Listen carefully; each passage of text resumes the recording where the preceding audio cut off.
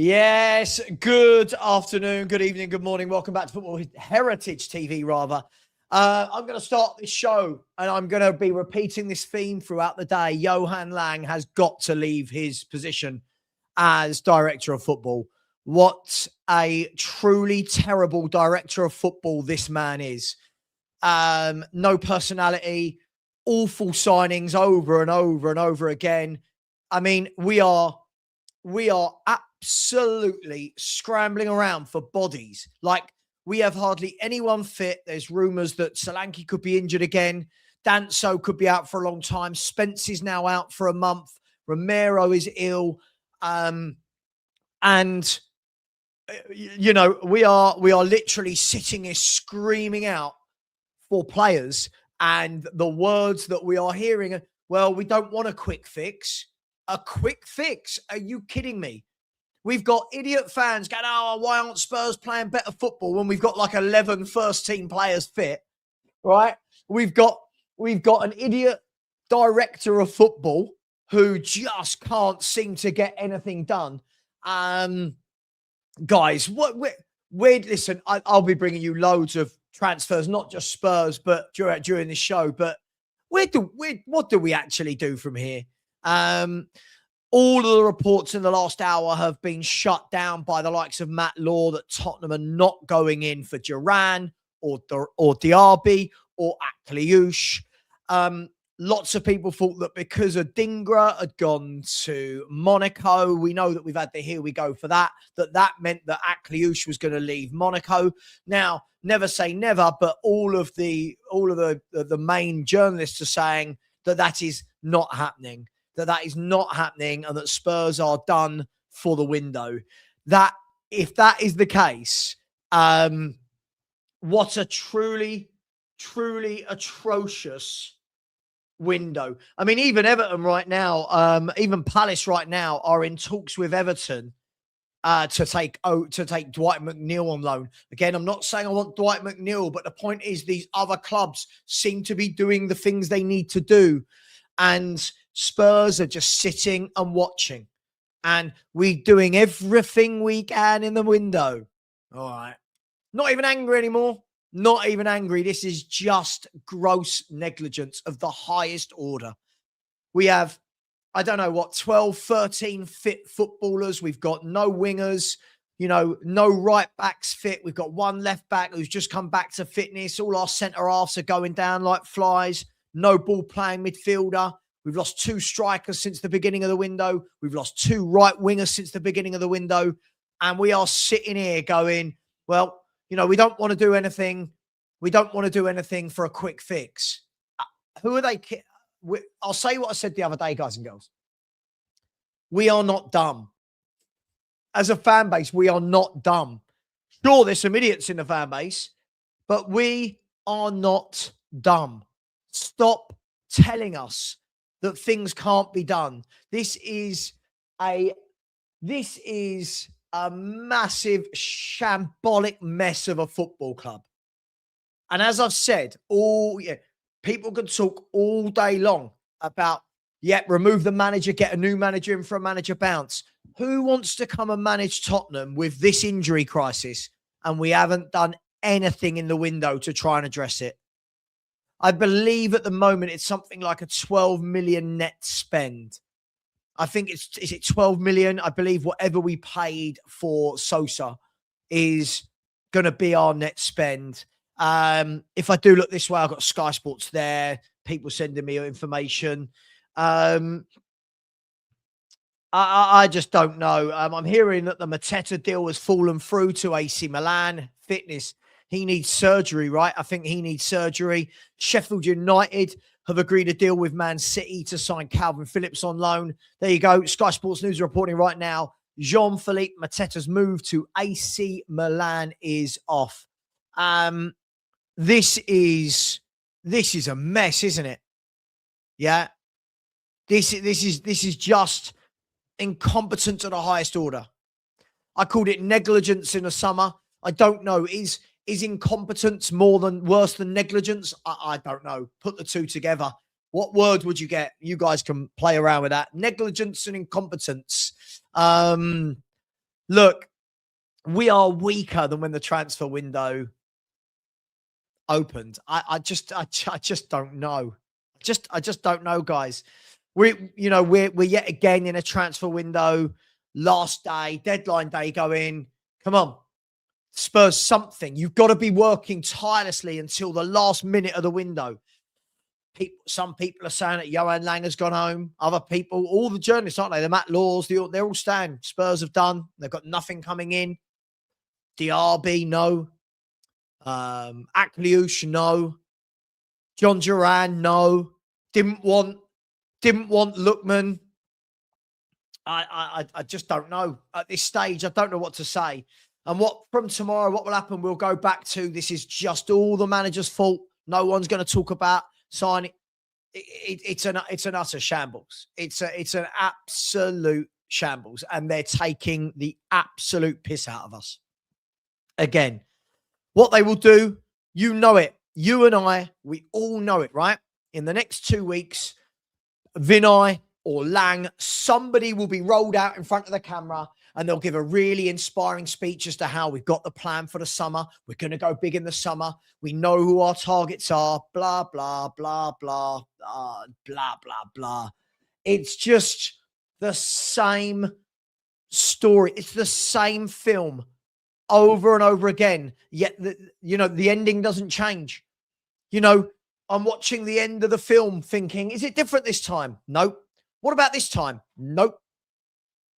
It is absolutely shambolic. If any club in the Premier League needed signings, it was Tottenham. And absolutely, Jason said, this is absolute sabotage. This is self-sabotage from Tottenham Hotspur.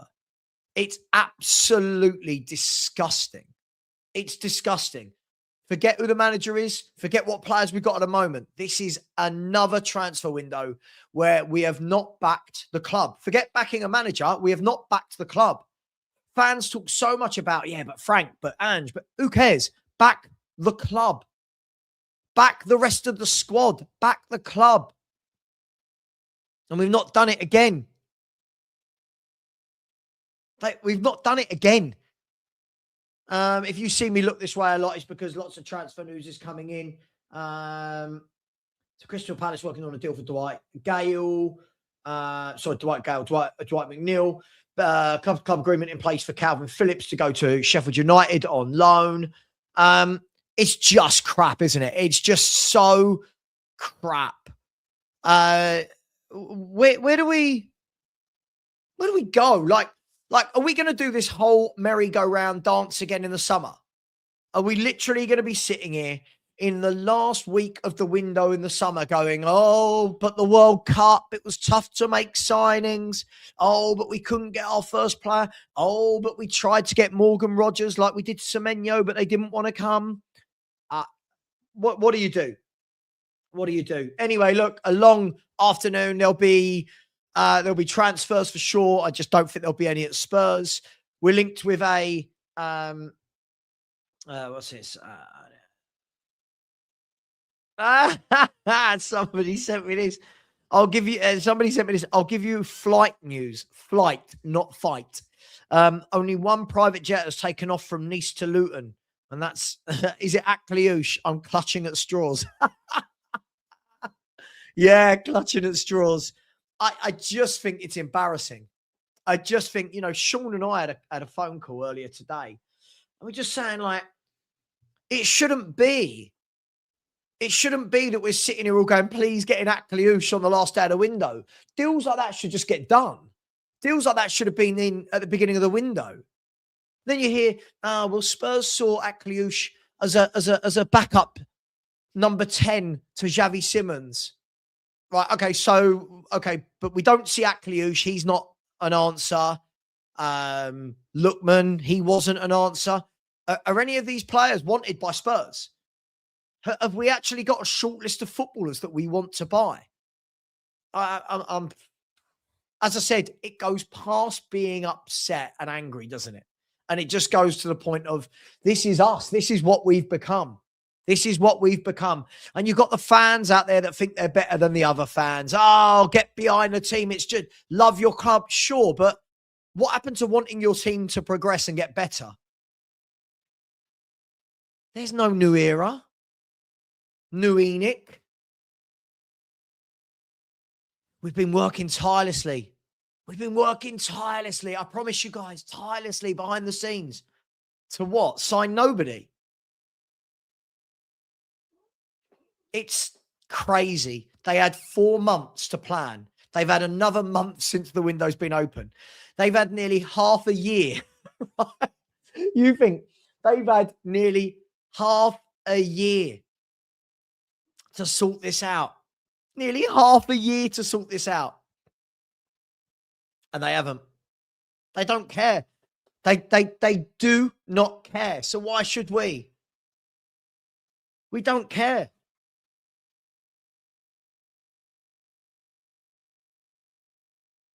See, again, I don't understand comments like this.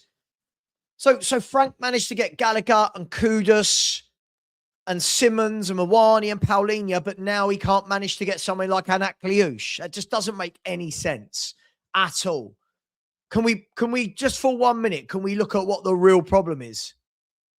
Can we look at what the real problem is? Right now, Frank is another. He's the latest in a long line of managers that is paid to say what the club want to say. Do we truly believe? Hang on. Nottingham Forest are closing and agreeing a deal for left back Lucas Netz from Gladbach. Wow. The club are discussing a fee of just 2 million. Wow. Lucas Netz, 2 million from Borussia Mönchengladbach for Nottingham Forest. Look, you know, we've got something like 13, 14 first team injuries, and we're spending no money on players. It is, I don't know what to say. I just don't know what to say. I genuinely don't know what to say about this football club anymore. You know, listen, I'm going on the Spurs 5 tonight. They've asked me to come on for transfer deadline day special. And I know that everyone will just be arguing like mad about, but what does it matter? Like, what does any of it matter? What is it that any of us think we're achieving with this squad? What is it any of us actually think we're achieving? So, Morgan Gibbs-White, hang on, that's not true. Eze went to Arsenal. Yeah. Savio, the bid was rejected from Man City. Spurs didn't go in for Mbeumo or Norgard or Wissa. Right? Again, James, sorry, mate. Can you go to another channel? I don't like lies. I don't like when people lie. Nearly all of the people on that list, Spurs haven't actually bid for. So have a day off. Andy Robertson is going to join Spurs in the summer. He's not joining because Liverpool won't let him leave. So again, that's just ridiculous. Norgard, we never bid for. Solis, we've not bid for. Norgard, we've not bid for. And Mbeumo, we didn't bid for. Eze went to Arsenal instead. There's nothing to do with Thomas Frank. Look, we can't just lie. This is one of the things that infuriates me about the internet. You can't just make things up, right? You can't just say, oh, none of these players came. Well, we didn't go in for them. If we don't bid for the player, how can they reject us? Like, this is ridiculous. It's just absolutely ridiculous. But hey, whatever keeps you sleeping well at night, my friend. But if that's your level of knowledge, just go and watch someone else, mate. It looks ridiculous. I like to try and stick to facts, right? I like to try and stick to facts. No. See, again, I hate this shit. That's not an opinion. That's made up. Read it again. See, when people like this say, just an opinion. No, that's not an opinion. He has said quite clearly, all of these players rejected Spurs. You do the math. That's not true, though, is it? You can't reject if we didn't bid for them. So that's not true. That's not the math. So please, I hate it when people do this. I hate it when people lie and then go, just an opinion. Just an opinion. Yeah, but that's not a fact. You know, use a fact. You can't just lie about the window. That's like me going, oh, God, can't believe it. He's not got Rodri in. So we didn't get Rodri in. Well, we haven't, have we? Paulinho, Mawani, Xavi Simons, Kudus, Gallagher. So, no, we haven't. No, we haven't. Please, James, just stick to facts. The lies are just too much. It's just so draining. Do we truly, does anyone out there truly believe that Thomas Frank doesn't want reinforcements? Do we truly believe that we don't want reinforcements? Really? Do we really think he's sitting there going, no, I actually like this? Right? I actually like the fact that we've had 14 first team injuries. I like it. Yeah. This is, again, the problem is those sort of fans overlook, again, Enoch. You can not like the manager, that's fine, but you can't blame him for this. I don't blame Ange for them giving him loads of kids.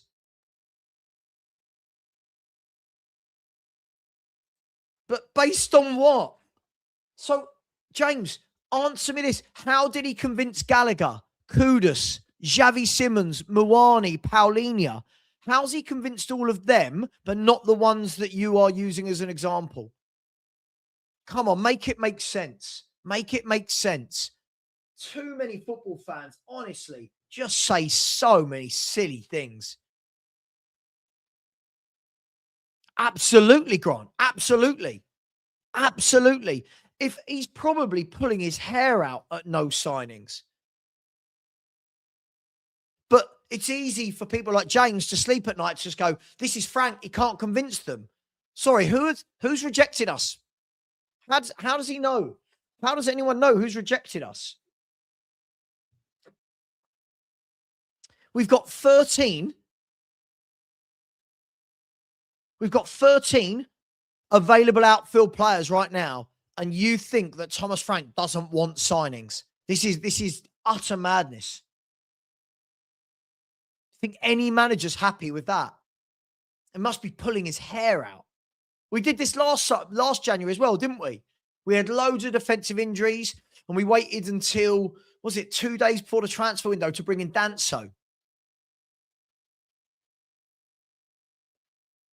Lang, for me, has got to go. Lang, Rob McKenzie, let's talk about him. This scouting team is not fit for purpose. It is not fit for purpose. We are in a position, guys, where we're going to go around in circles. We're going to go around in circles, and that's fine. But we'll be sitting here in a year's time. People will be sitting on YouTube channels in a year's time saying the same thing about whoever the next manager is. Because we don't want to, but we don't want to see the problem. So, okay. So again, so you truly believe that Magnus Akliush wouldn't join Tottenham because Thomas Frank is the manager? Really? You truly, but if you believe that in your own mind, have your opinion. That is mad. Honestly, what happens to grown-ups just being able to form a kind of common sense take? How, Scott? How? You don't know what's been said behind the scenes. How? This is the problem. How? We heard this under Jose. We heard this under Conte. We heard this under Poch. We heard this under Ange. We heard this under yada, yada, yada, yada. Sorry, you don't think Magnus Akliush leaves Monaco for Tottenham Hotspur? You don't think that Magnus Akliush would leave Monaco to join Tottenham Hotspur? Oh, my God. Sure. Sure. Yeah, you're right. You're right. You're right. Kudus will join. So will Paulinho. So will Xavi Simons. But Magnus Akliush wouldn't. I don't know. Just, it's such hard work, isn't it? It's such hard work. I'm sure we tell ourselves these things to feel better about ourselves. Like, it's utterly, utterly madness. Magnus Akliush joins Tottenham all day, every day. All day, every day. But again, Everyone's saying we're not gone in for him.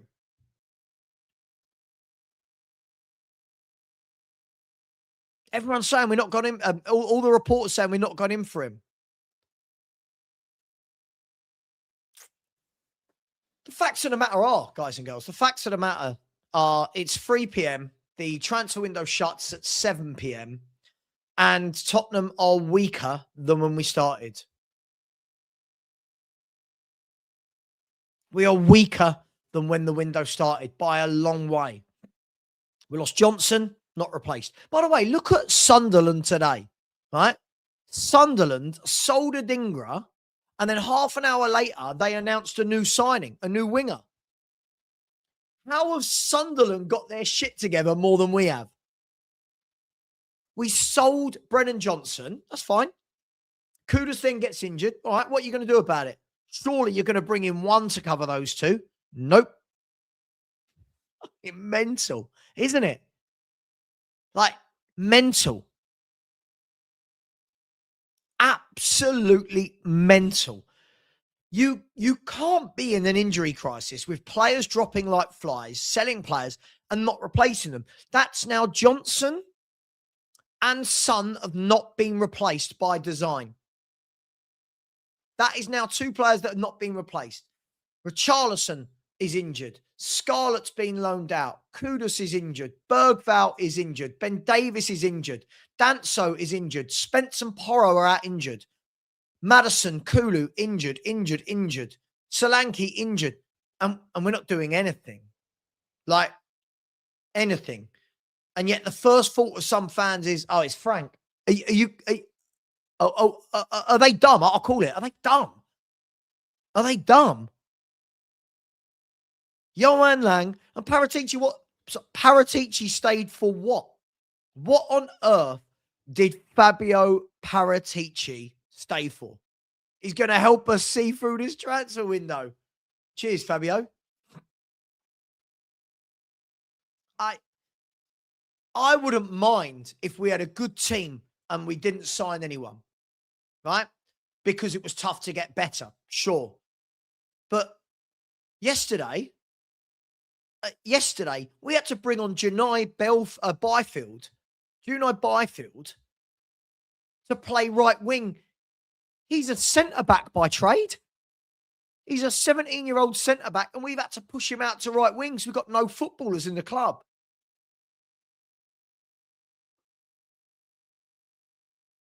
It's madness. It's absolutely madness. And all the reporters just go, oh, yeah, the right players weren't there. What? Just, isn't anyone else so done with it now? Like, isn't anyone else just so beyond the point of, I mean, everyone wants to lay the blame at one place. Surely by now we're seeing the whole club is just run so badly.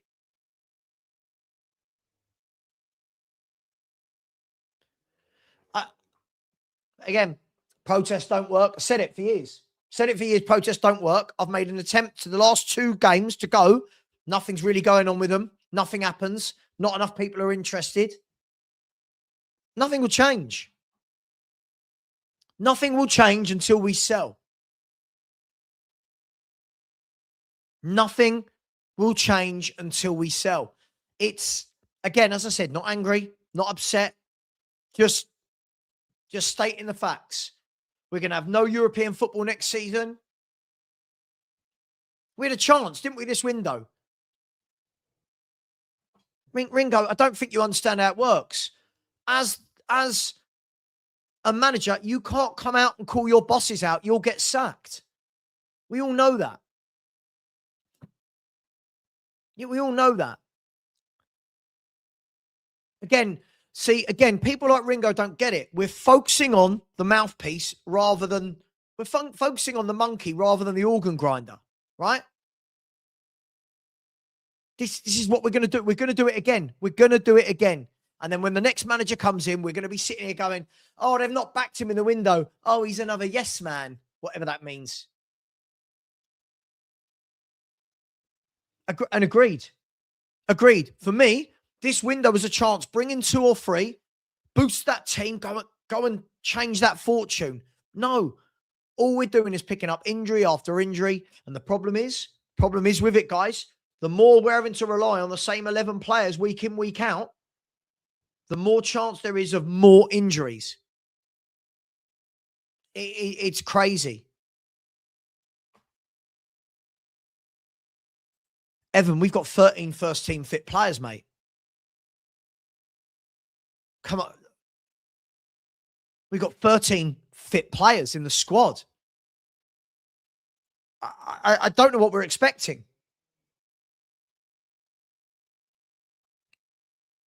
It's I said to Perchie before the show started, this for me is worse. This is worse than the windows when we didn't buy anyone. And I'll tell you why. At least in those windows when we didn't buy anyone, the 11 was brilliant, right? We knew that they get tired, but the 11 was brilliant. Right now,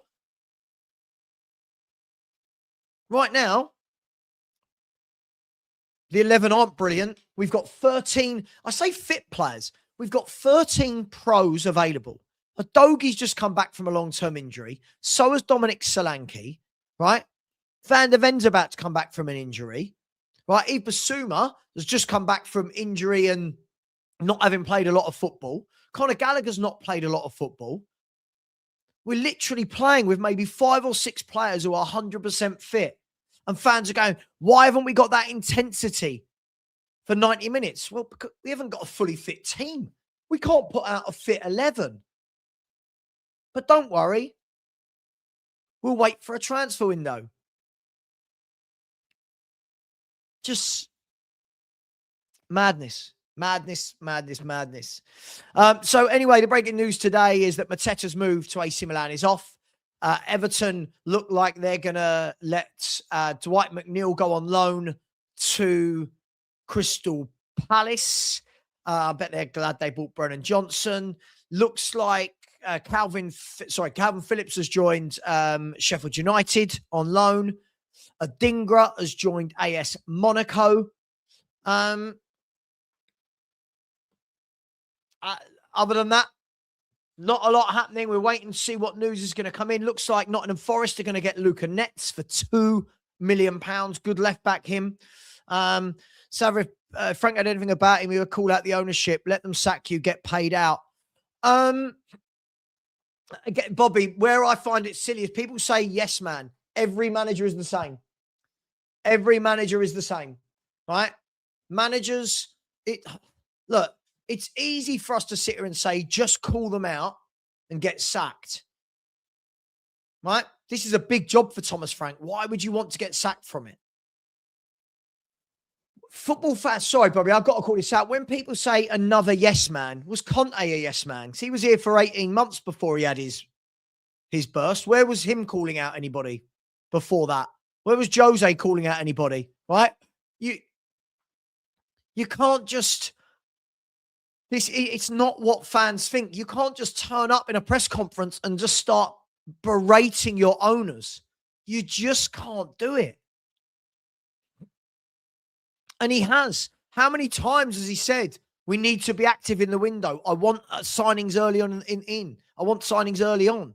He has never said he doesn't want improvements, Ringo. Again, you're making things up. He's never said that. And no, you wouldn't. No, you would not walk away from this money. You would not. Again. Right? Again. Take your Spurs hat off and now think of it from a business point of view. Why would Thomas Frank walk away? Why? And so that's what I don't get. This word's yes, man. So what? So when Pep Guardiola doesn't get Declan Rice, he's a yes man. Like, it's ridiculous. Like, I just don't get it. Look, Thomas Frank, agreed. There'll be different clauses in the contract, right? And this is the thing. When fans say just walk away or just call them out, it's very difficult to do that. It doesn't end well. Exactly. You're not walking away from millions and millions of pound payout. You're not. Again, think about that. Owners will see, hang on, do we want to employ Thomas Frank? Look at how he just called out his owners. Well, what if he does that to us? We're not thinking about those types of things.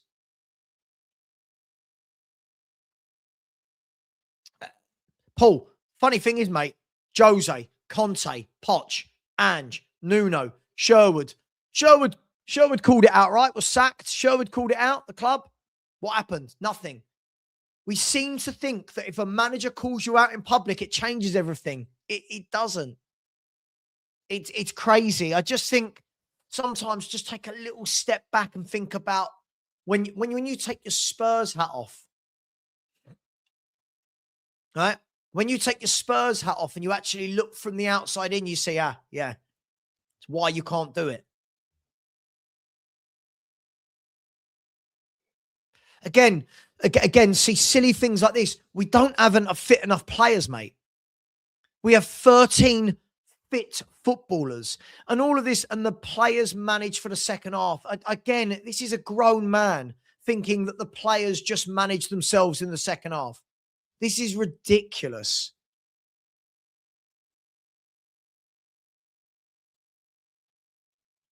This is ridiculous, man. This is ridiculous. Andy, this is the problem for me. Critical thinking, it goes so past so many fans because we're so angry at what's happening within our own club, right? Look at that guy there, that Adekunle. Oh, the players managed the second half. Yeah, I'm sure as they were coming out the tunnel, they all went, right, guys, scrap the formation he wants. We're going to do this. I mean, again, just doesn't realise how football works. But it's a nice thing to say, isn't it? It makes Adekunle sound edgy on the internet. Oh, Thomas Frank didn't manage that second half. Really? Isn't it funny? When we lose, it's because Frank's shit. When we play well, it's because the players did it. Never any praise for Frank. It's so weird. Football fans are really, really strange for me. Really, really strange. We really can see the issue right up there. Surely. Is anybody in the chat in any doubt at all at where the problem lies? But again, Ringo, critical thinking on your part isn't your friend, is it? It wasn't a lie about going for Semenyo. We went for Semenyo and got rejected. So again, please learn what a lie is and what it isn't. It's draining. It's so draining. It's so draining how silly people are. But of course, see. And that is why Thomas Frank's not going to wake up and go, oh, I'm jacking it all in. I didn't get any signings. You know, how often does it work in normal life when you call out your manager in public? How well does that work out for most people?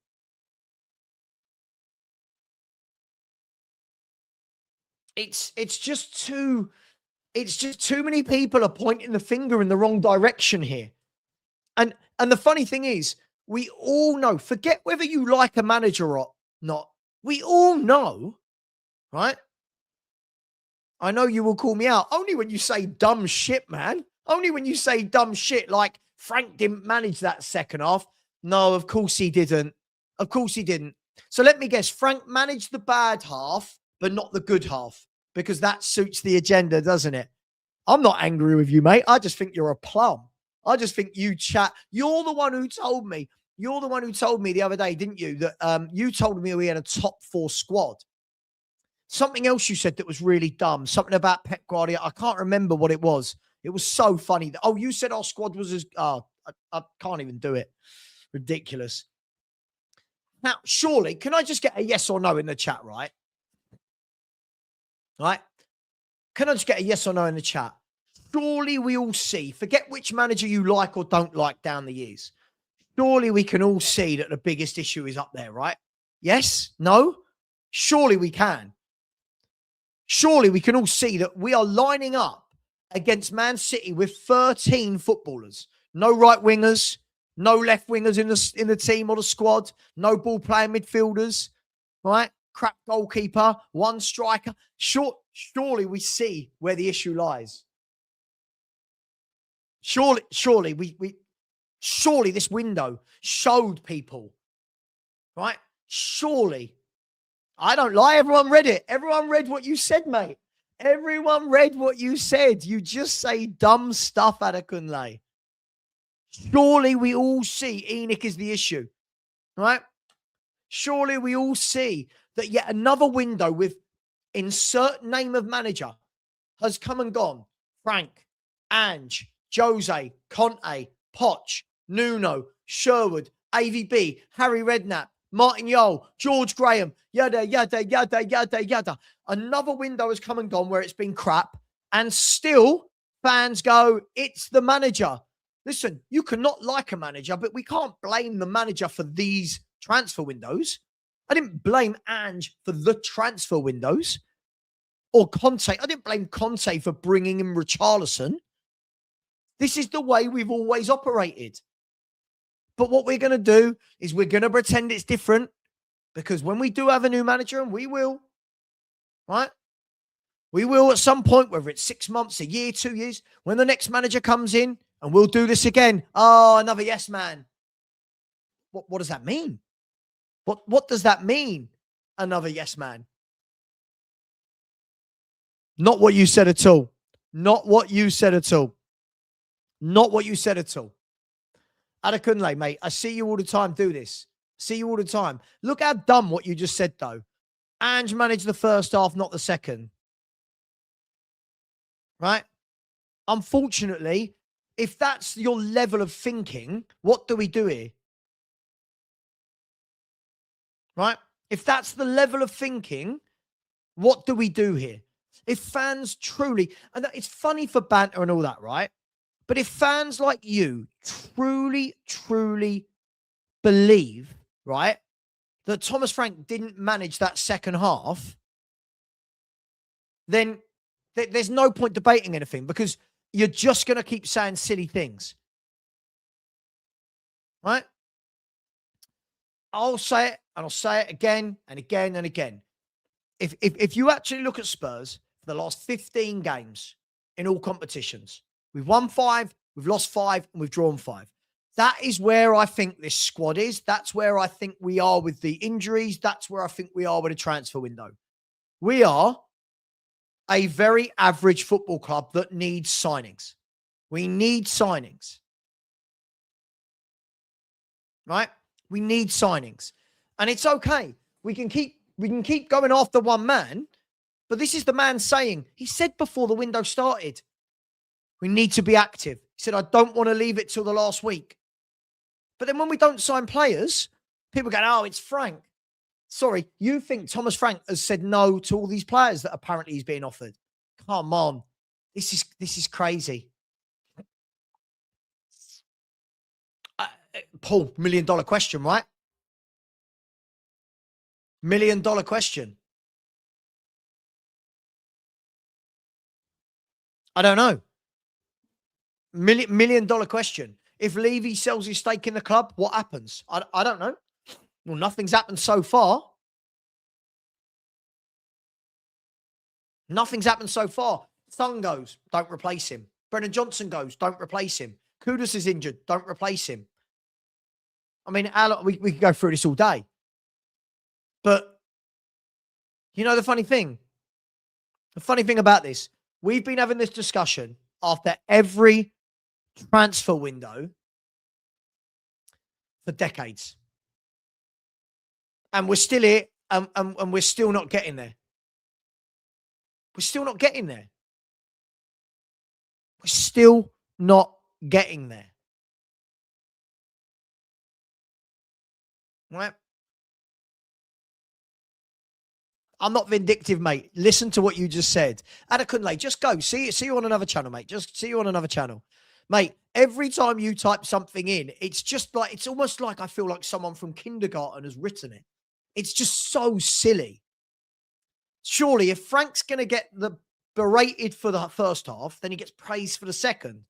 This logic in life can't be, when it's shit, it's him. When it's good, it's not. That doesn't work, right? Surely then you could say, oh, Spurs are brilliant because of Frank, but they're crap because of the players. Like, surely there's got to be a halfway house where you meet in the middle with that, right? But again, we're taking away from what the issues are at this football club. The bigger issues are being lost again because too many people can't understand, right? We have 13 players and not all of them are fit. You look at yesterday's lineup. Destiny Udogi's just come back from a long injury, right? Romero's playing ill. Dragassin's been out for a year, right? Dragassin's been out for a year. Basuma's had time out on the sideline, right? Solanke's been out for 6 months. And fans are going, why is there no intensity for 90 minutes? Jesus Christ. They're not machines. A lot of them are still working their way back to fitness. They're not machines. It's just crazy. It's just genuinely crazy how you can't take a step back and go, God, I think, you know, the fact that we've not lost in the last 4, we've muddled through different formations, different players available. Archie Gray had to play right wing back because we got no players fit. Muddling through. Byfield had to come on.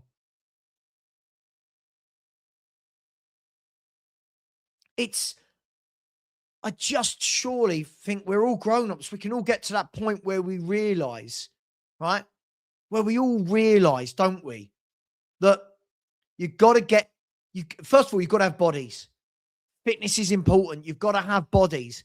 And we've played this entire season without being able to really put out the same team 2 games in a row.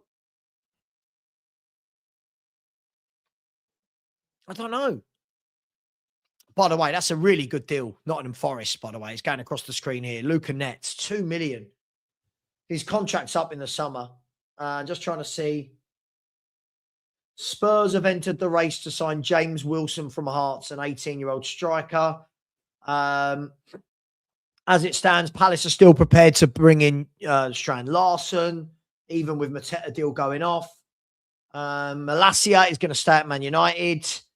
Mamadou Sarr has gone to Chelsea from Strasbourg. More about Mateta. More about Strand Larson. Yeah,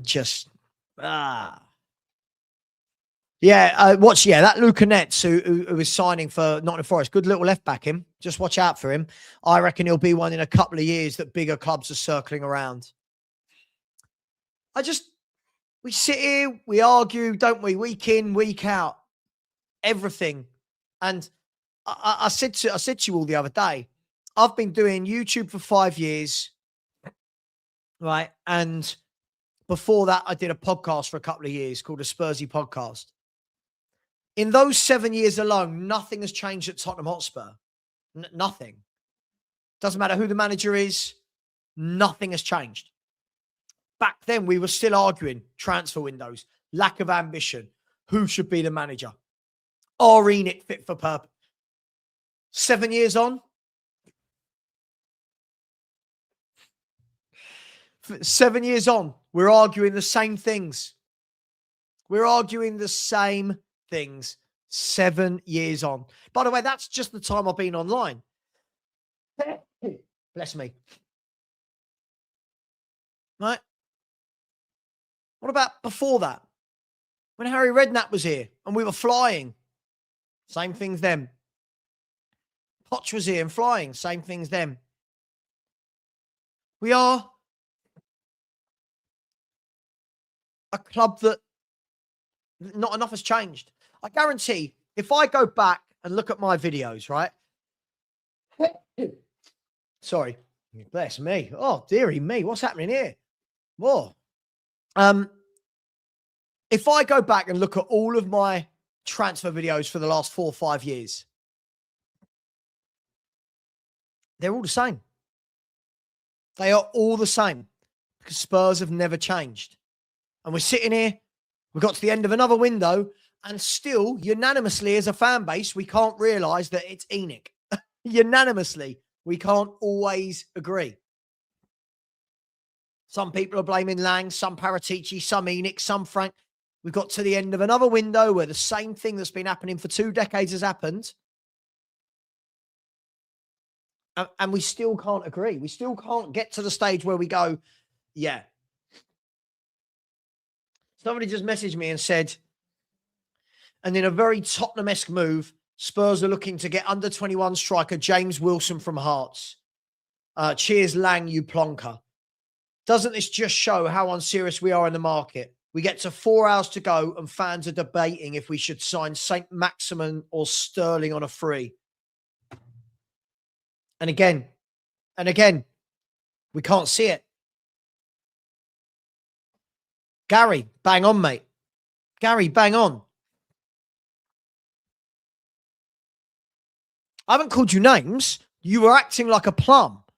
Adekunle, you're a grown man who says, yeah, when we play well, it's not the manager. When we play badly, it is. How can that be true? Again, that you can't give credit.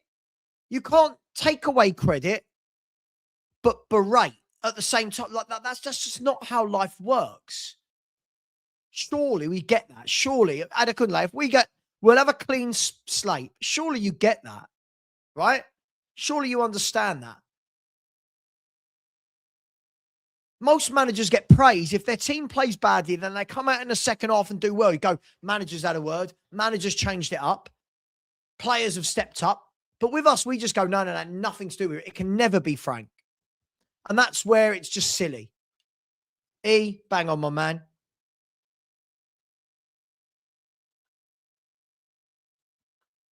Bang on.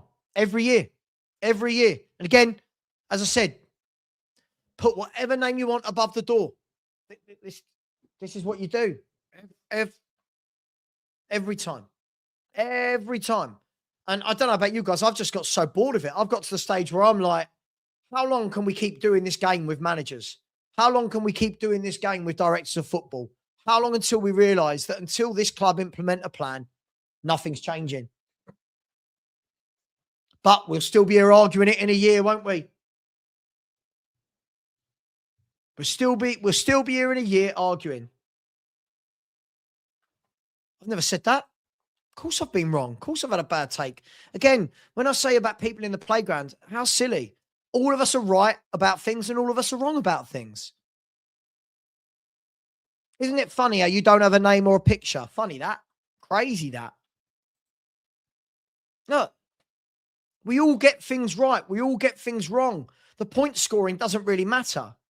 For me, right? For me, I've said this again. People like this, unfortunately, idiots like this, they don't have the best of the club's interests at heart. They want a point score. You said this and you said this and I said this and I said this and you said that and they said that. Who cares? At the end of the day, let's talk about Spurs. How do Spurs get better? No, don't want to do that. Don't want to do that, do we? We want to go, oh, but you liked that player.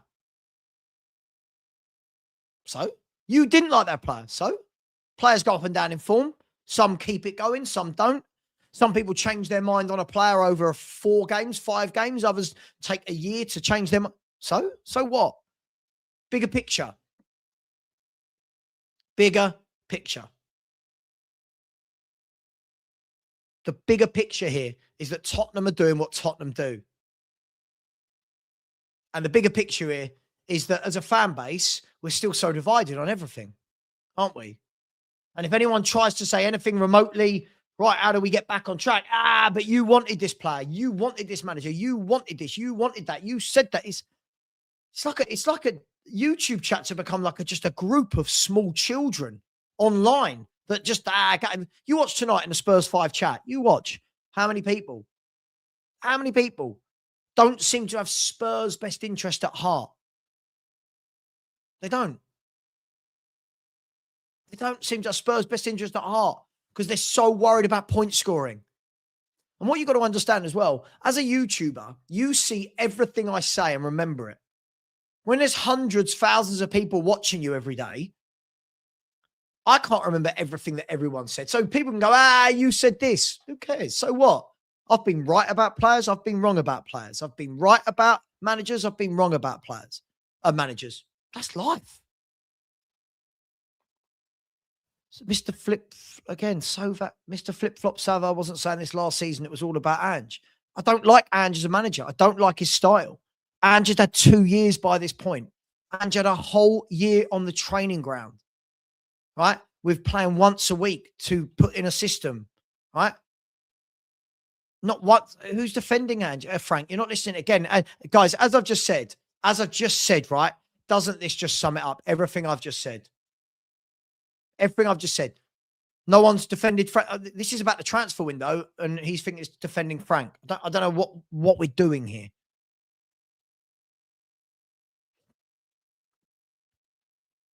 No, mate, I've always seen you've been a horrible troll. I've always seen it. You're always nasty, mate. I see it. Right? I always see it. All right. So don't say a cheeky comment. It wasn't a cheeky comment. You always say it. I see what you say about me on other shows, mate. I see these things. Anyway, so it looks like the window is going to shut in 3.5 hours without Spurs having backfilled anyone other than Bentancur. Now, notice what I've said there. Not strengthened, not even backfilled. Right? Not strengthened, not added to the squad and upskilled it, but backfilled. We don't backfill. We're at the stage now where the only backfill we've made is for Bentancur. It's crazy. It's crazy. As I said, been to a couple of the protest things lately. No one goes. No one cares. No one goes and no one cares. Unfortunately. I don't know the answer. I haven't got the answer, people. Right? I don't know what the answer is. I genuinely thought that maybe the fans seeing something different. Or sorry, seeing different version of the leadership, but with the same results might make them. But we knew, like the protest on the 75th minute, no one was going to get up and walk out of there, are they? It's during a game.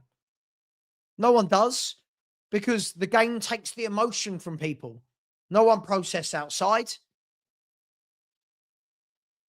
And everyone's got different beliefs, right? Some people agree with it. Some people don't. I've tried it the last couple of weeks. Seen nothing at all that's come of it. And I'm at the stage where, as I said, I try and talk about the club moving forward, and so many times now people just go, yeah, but Ange, but Conte, but Joe, it's just like, sure, let's talk, cool, let's keep talking about past managers. But I genuinely don't see how this changes. We're going to go into the summer. We're going to be promised a massive summer, aren't we? We're going to be promised a massive summer. I'm waiting.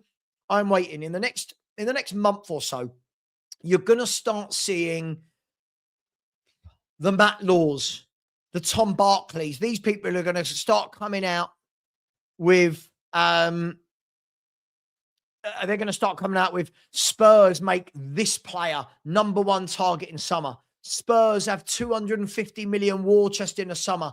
ENIC want to compete in the summer. ENIC want to go big in the... And we'll all believe it, won't we? In our own way, we'll believe it. Whether we believe it 1% or 100%, everyone goes, oh, it's going to be different. We get to that window, things don't happen, and we all go, oh, but the manager's a yes man. Sure, but what about the owners? What about the directors of football not bringing in players? Good point, Mark. Good point. No European football. How big can the summer be? How big can the summer be, right? Because straight away, anyone that really wants to play European football, you're not getting. Again, that's down to the individual character of the player. But how big can your summer be? And again, we have had the opportunity to really give us a fighting chance. Really give us a fighting chance. Give Thomas Frank Forget Thomas Frank. Give this squad 2 or 3 players to upskill the squad, to help with the injuries. Give it an opportunity to go on a run. Give it an opportunity to try and get European football, which we're currently 7 points off. Give it an opportunity to do that, to go on a run. But they didn't. They haven't. And again, doesn't matter who the name of the manager, but they've not helped out the club. They've not helped out the manager, the squad, the club, whichever way you look at it. We've not helped out. And I said at the beginning of the window, if there are any doubts about Thomas Frank from the board, then you back him or you sack him. They've done neither. They've done neither, right? They've not sacked him and they've not backed him. So where as fans, and this is a good point. This is a good point. Where as fans does the excitement come from next? Because let me ask this question. We could be going to Manchester United, who are in form, with 13 first-team players. And fans again will go, oh, Frank got it wrong. And you're like, well, what players has he got to do anything with? What players has he got? And we'll go to Man United and we'll all go, oh, it's the manager. But we're going to be going there with like 13 players fit.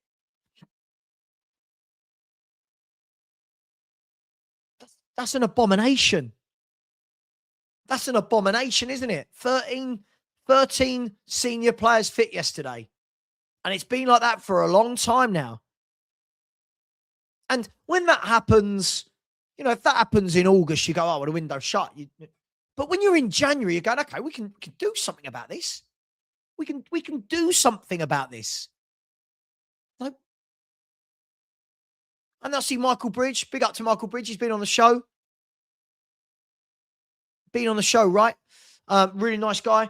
He comes out earlier and said, look, Tottenham don't want any quick fixes. They only want people that they can see being here for the long term. And that's fine. But what do you do when you haven't got enough players to put out a fully fledged squad? What do you do? I don't know. I don't know the answers, guys, anymore. I don't know the answers. We've tried a million managers. We've tried different directors of football. We've tried different players. Nothing's changed. Nothing's changed. Doesn't matter which managers I like and don't. Doesn't matter which managers you like or don't. Same with the players. Same with the... This all comes back to the owners, doesn't it? You know, the first half... Yeah, agree. The first half yesterday, few of us were trying to sing. I'm in the South Stand. Few people trying to sing. Couldn't get more than 15, 20 people to join in. That's why I left at half time. So what's the point? The fans aren't even interested. Fans aren't interested. The owners aren't interested. I don't know what we are. I don't know. I genuinely don't know what we are anymore. You know, it's... Most clubs go 1-0 down. Like when we went 1-0 down yesterday, what was it, 11 minutes? By the way, yeah, we have had the here we go for Luca Nets to Forest from Borussia Mönchengladbach. Just one to watch. Decent little player, him. Not saying for us, but decent player. We go 1-0 down. And the guy in front of me went, come on, Spurs. He got up and come on, Spurs. And me and my mate Jordan went, yeah, come on, Spurs. Like, and I'm looking around thinking, back in the day, everyone's on their feet trying to cheer the team on, right? 1-0 down. Come on, we can get this back. It was hushly silent. It was almost like if you sang or said anything, people just stared at you. Like you're the odd one out. And sitting there thinking, City are going to rip us apart.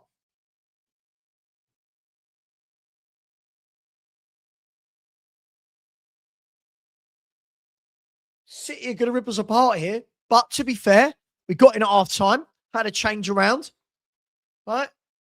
Whatever happened in the change room happened in the changing room between the players and the manager, and they came out and they were excellent. And I thought, yeah, very good point. But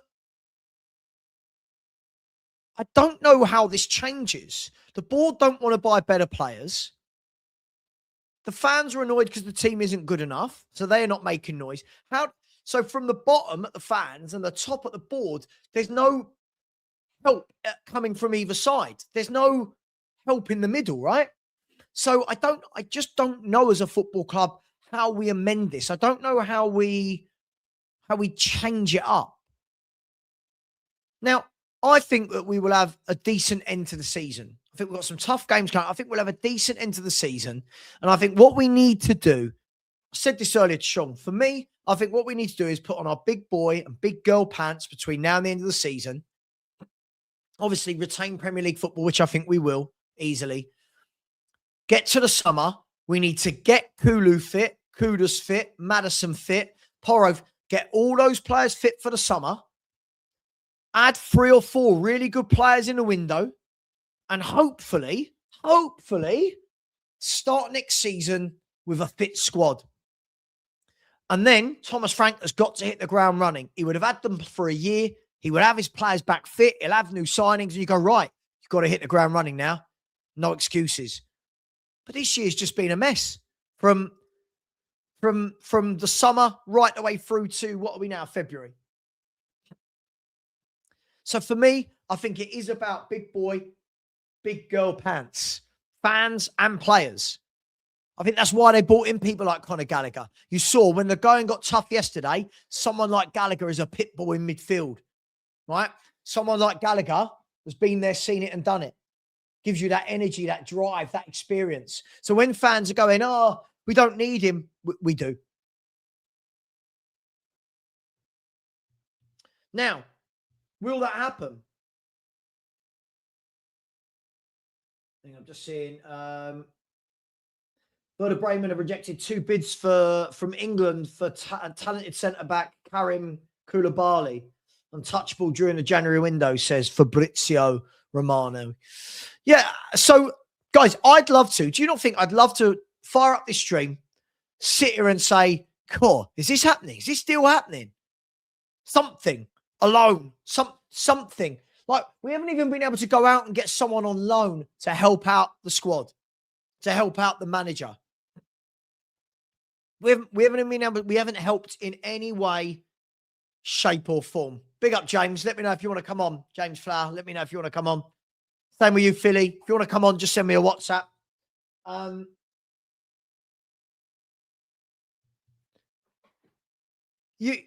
Agreed. Agreed. For me, if we can get some players fit and get a midfield free of Gallagher, Paulinho and Xavi Simons, I think we look solid. And Xavi Simons, by the way, we'll talk about him in a minute. I think he's starting to play, isn't he? Starting to look good. Yeah, big up, Mark. Big up, my man. Let me know if you want to come on. If any of the people who've got my number want to come on, just message me. Yeah, I can see Michael Bridges on the TV be up behind me. I can't obviously hear what he's saying, but I'm guessing he's just saying what he said earlier. And Xavi is looking good, isn't he? He is. And again, I think it's a little bit of a lesson to say sometimes things take time.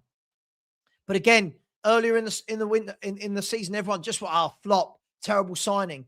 Again, let's let Xavi play consistently in a settled team. When we get a settled team, I think you've got a really good player. I think this is going to be a topic of conversation tonight on the Spurs 5, by the way. Sean and I were talking about this on the phone earlier about, we know that he wants to go back next year, doesn't he, to get there quicker, Hamburg. And for me, we were saying, well, hang on, if he's that good, get him back to Spurs. But does that upset me? I don't know, right? I don't know. We'll talk about that tonight. But I don't know, guys. Would we put anything past Spurs now? I mean, do we put anything past them? We're seeing the same thing for years and years and years. And it's windows like this where you pray and you hope for something different.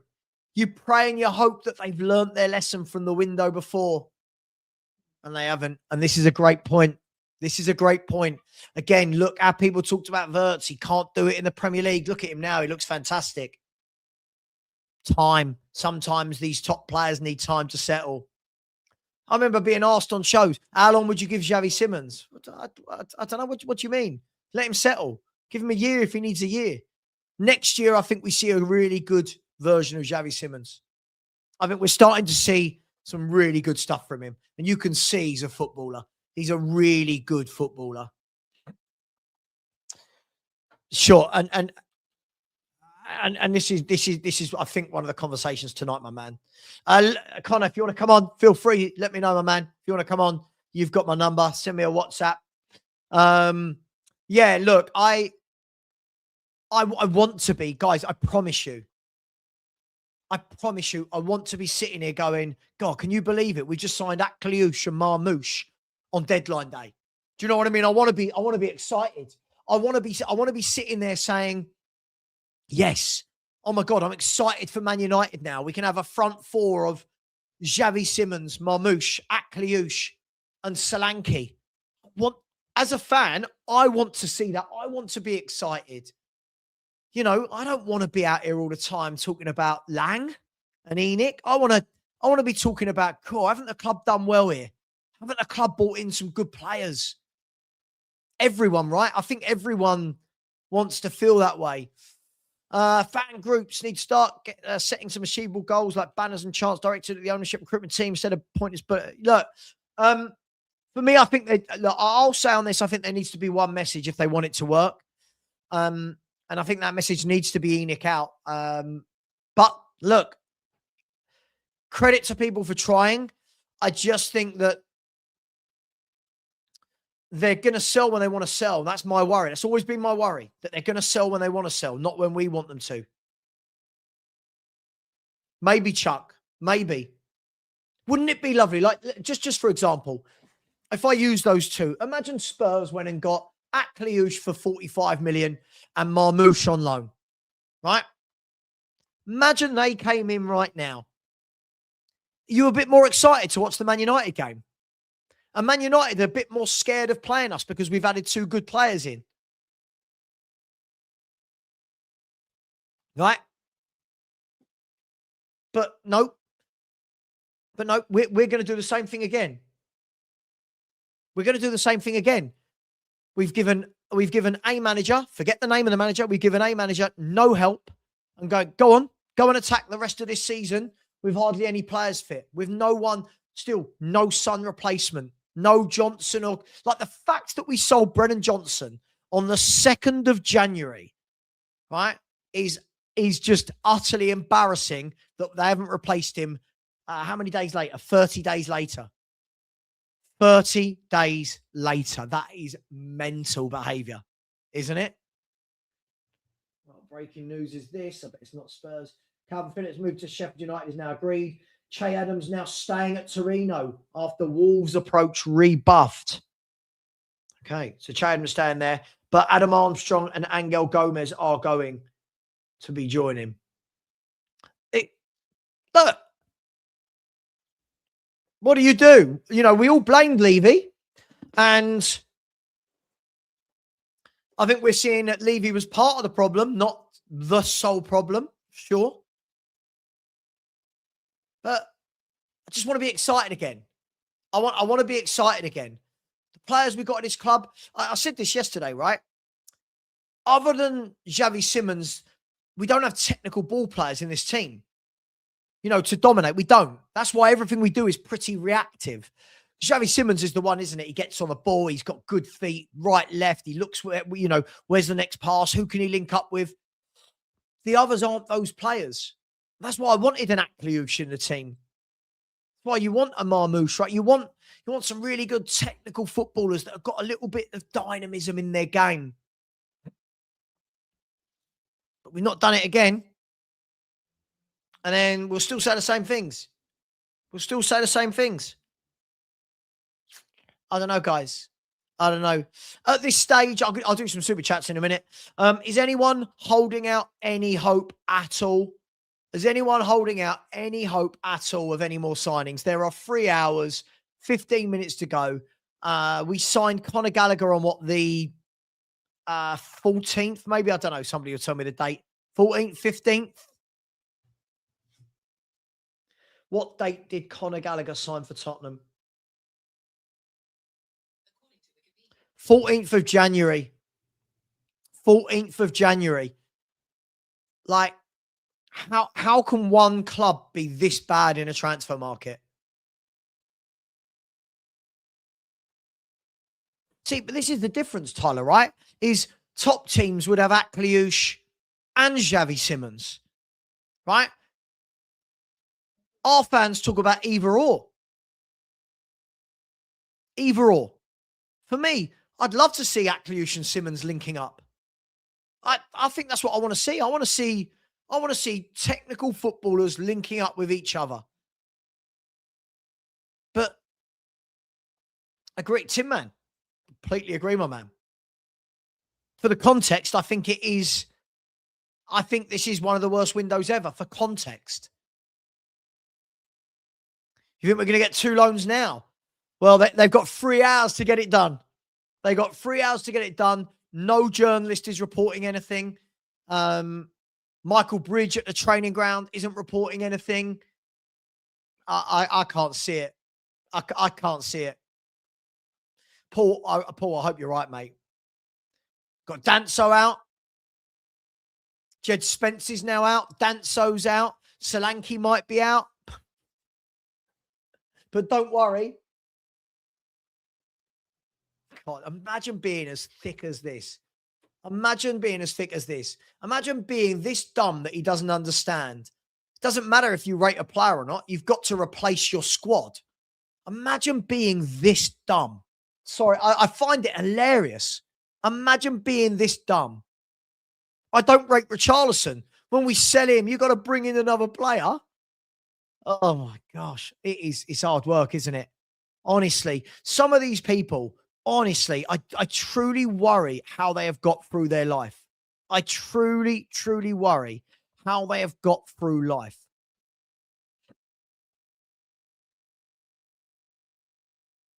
Oh, hang on. Here we go. Let's get rid of him.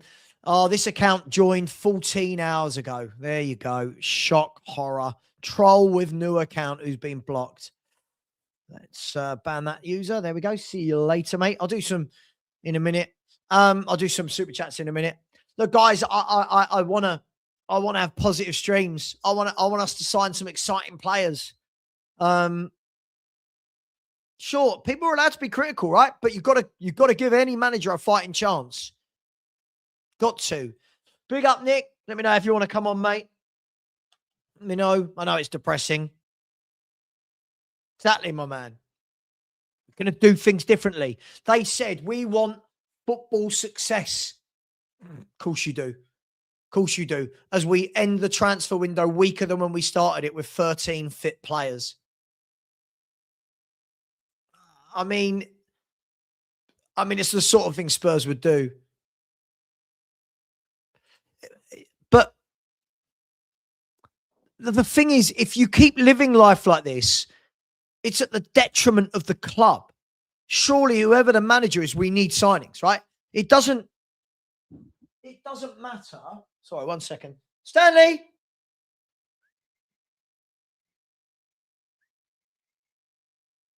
Surely it doesn't matter who the manager is when you've got this many injuries. You've got to buy players.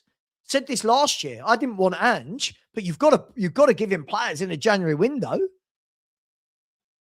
We can't just turn around and go, oh, well, we're not sure if we're keeping a manager. If you're not sure you're keeping the manager, you sack him. If they didn't want to keep Frank, I would have more respect for them for sacking him at the beginning of the window and bringing in footballers. But they've not done either. As I've said all along, if Frank's not your guy, sack him, bring someone in, back them. But our fans want to make it about Frank the Ange. It's not a Frank the Ange. Whoever the Tottenham manager is, whether you like them or not, needs to be backed. Won't be, oh, the next manager comes in, I don't like him, I'll just don't give him any signings then. Well, you can't live in that world, can we? We can't live in a world where Brennan Johnson gets sold, Kudus goes down injured, and we go, oh, don't worry about a new right winger because it's only Frank and he might be leaving. We can't coexist in that world. And this Philly, absolutely. Even if a new manager comes in, we still need wingers, we still need forwards, we still need midfielders, we still need fullbacks. Pick up Sam. So people don't realise that an interim comes in to also get his name out there as well, because they tend less experienced, so they use the interim job to get exposure. What manager will like this team? But this is the thing, Merrick. People don't want the common sense because they're so, like, I didn't like Ange as a manager, right? There's no two ways about that. But I've never, ever said don't buy in players, because you know what? I'm talking about Spurs. Buy Spurs players. Managers will come, managers will go. But we need bodies. We need footballers, right? And if Spurs announce this 18-year-old Scottish lad for the rest of this window, like, that will be the ultimate slap in the face from the board to the fans, won't it? It's the ultimate slap in the face. Rob said, still no need to sack him. Every manager needs a certain level of player. Being unsure about Frank doesn't stop you getting your house in order. Bang on. Get your house in order.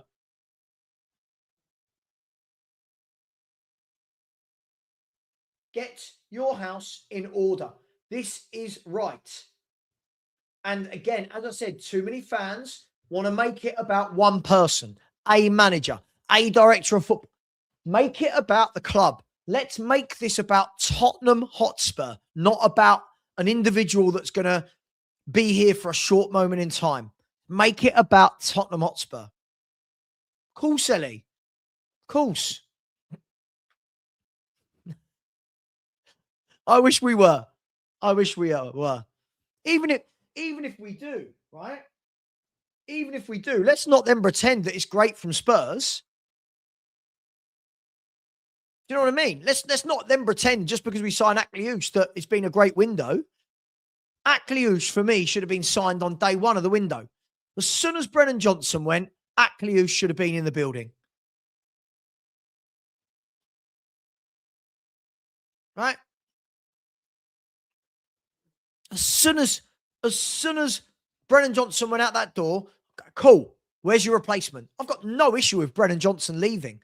And I know people can't distinguish those two things. I've got no problem that Johnson left the building. But you've got to replace with footballers.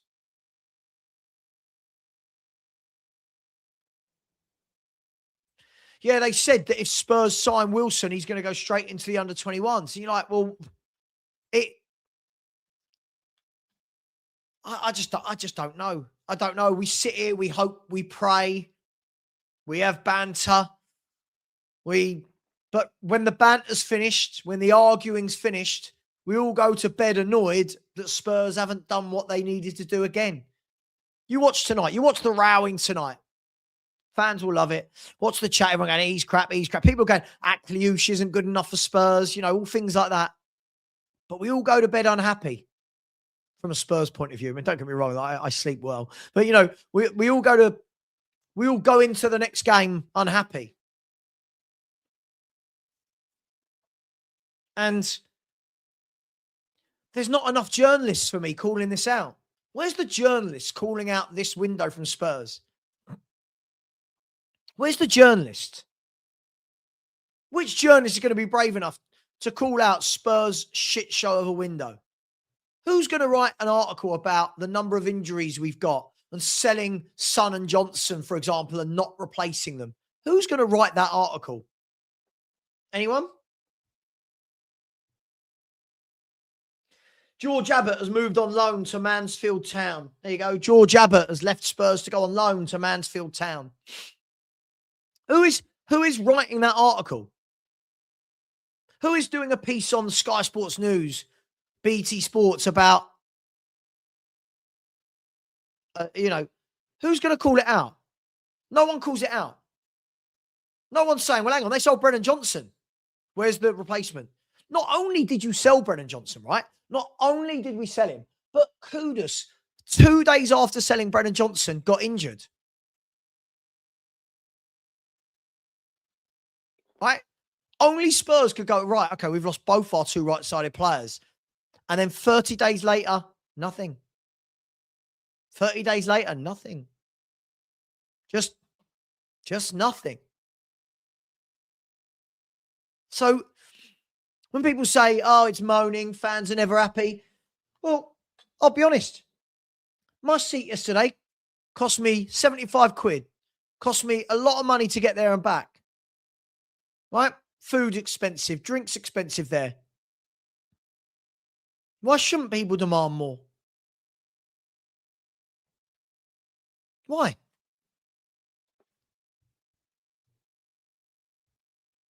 Why shouldn't people demand more? Big up to George as well, by the way. Who sent me a coffee, bought me a coffee. Said, sad to see you leave, Savva. All the best for the future. I've not gone anywhere yet. I'm still here at the moment. By the way, I keep seeing loads of people make up why I'm leaving. It's very funny. Like, they couldn't possibly think I have some things going on in my personal life that are more important to me. Tyrese,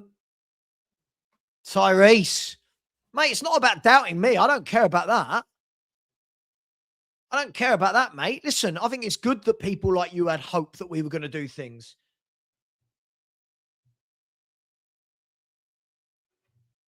Let's see, Sammy Mockbell.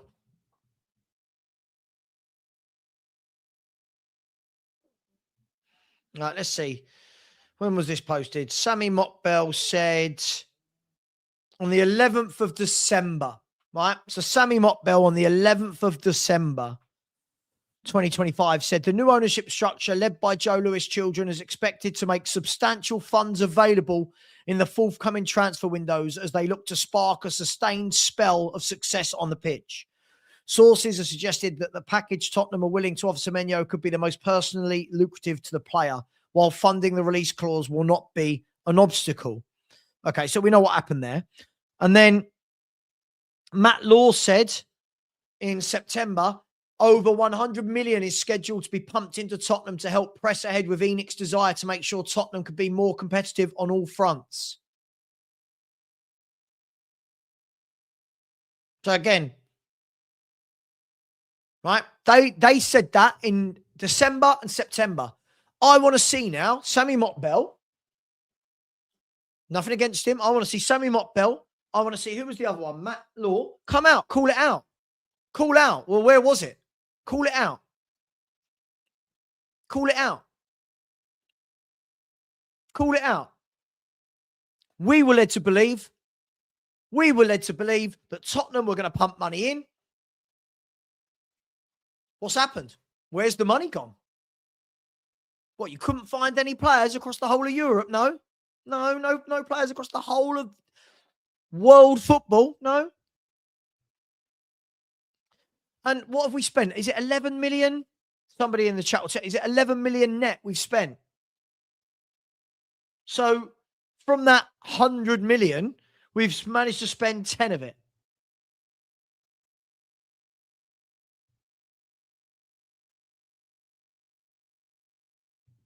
We've managed to spend 10 of it. I mean, Nottingham Forest have made a third bid for Celtic midfielder Arnie Engels, 25 million. See, do you know what I rate about Forest? At least they're trying, aren't they? At least they're trying. Stanley, where are you? Sorry, can you bear with me 1 second? I've lost Stanley.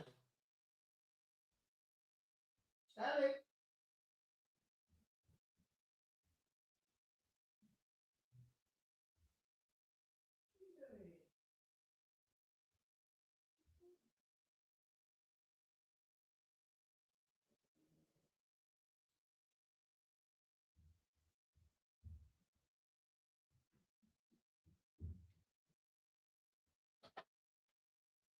Sorry, guys.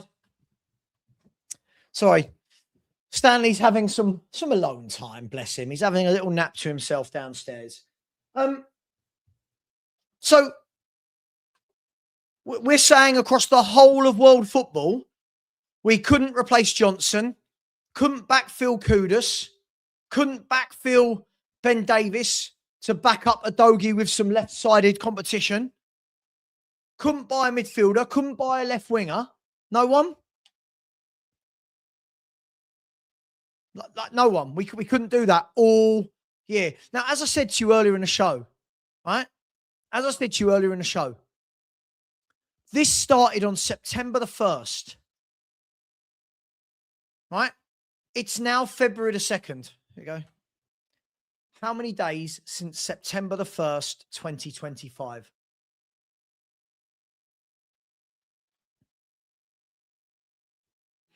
154 days. That's nearly half a year we have had to do something. Like it's utterly crazy. Yeah, like at this stage, you've got to laugh, right? Like, I know some of you go, no, it's not funny, Savva, but you've got to laugh, don't you? 154 days. 154 days. I shit you not. We have had 154 days to sort out our transfer window. And this is what they've come up with. It's utterly disgraceful. Utterly disgraceful. But funny, because nothing changes. Tell you what, should we have a look? Should we go back to I'm just gonna see. Let me have a look. I'm gonna try and go back to some live shows I did. Let me go back to some early days live shows. Let's go right to the end. God, there's a lot here. Here we go. Let's go all the way to, oh God, that's going to be, hang on, show rows of 50. Let's go. I want to go. I've done so many shows that could take forever. But okay, let me look at my videos, right? Let me look at my videos. So if we go back, videos. So let's go back to the last window, right? So that would have been what, August, June, July, August. Let's go back to June, July, August. Right. Let's have a look at some of the videos I did.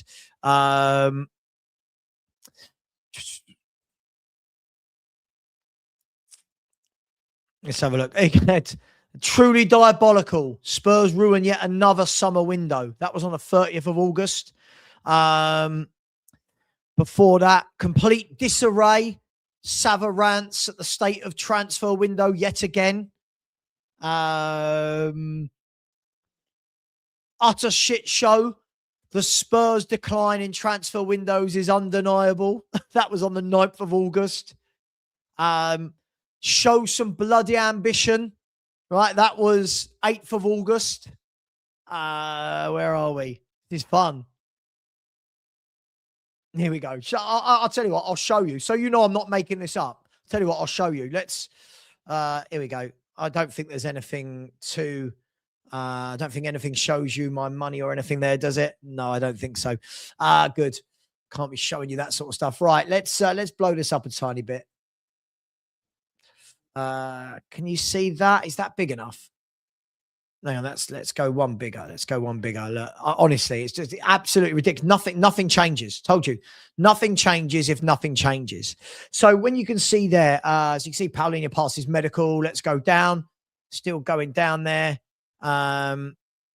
Spurs go cheap again. Shame on you, Tottenham. Morgan White deal off. Jealous of Chelsea in the transfer market. Look, Spurs must sell to buy. F off ENIC. Right. Look, it's just mad. It's just absolutely mad. Absolutely mad. Let's see. Look. It's just madness. Savva's explosive rant on all things Spurs and ENIC. This is why when people come in and they say, but you never blame ENIC. I'm like, just go back and look at my videos. Yeah. Just go back and look at my videos. Anyone that tells you I'm not being against ENIC, I could go back years. Let's go. Tell you what, let's try going back way past there. Let's look at that. 685 videos there. I mean, but I want to go back to the summer before. So that would have been, sorry, to the January before, just to see. So that would have been the January of 2025, right? Let's see. Look, look. Matisse Tell rejects Tottenham. Spurs last-ditch attempt. Savva has passionate rant about Ange. Open message to all Spurs YouTubers. Let's unite together and get Levy and ENIC out. Just remember, you've had other YouTubers come on my channel and tell you that I've never said I wanted ENIC out until Frank. Not true. Spurs unattractive this January. The uncomfortable truth. But this is last January. The demise of Tottenham Hotspur, right? Honestly, it is truly, truly, truly crazy, right? How bad this football club operates in transfer windows every year. Every year. And then you get people going, oh, you weren't saying this last year. Yes, say it every year. Say it every single window, right? Every single window. But people, again, want to hear what they want to hear. People hear what they want to hear. We are now, guys, into the last 3 hours of the transfer window. We're in the last 3 hours of the transfer window. And as it stands, Tottenham Hotspur are doing nothing. Anyway, what do you think has been the best January signing so far for whatever club? Is it Jeremy Jacquet signing for Liverpool?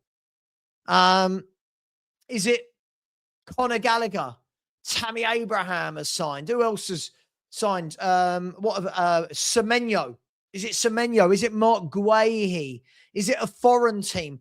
Who's the best January signing so far? Yeah, plenty of time left. Oh, dearie me, guys and girls. I honestly thought at least a loan signing to see us through. At least a loan. By the way, guys and girls, 227 likes, nearly 800 of you in here.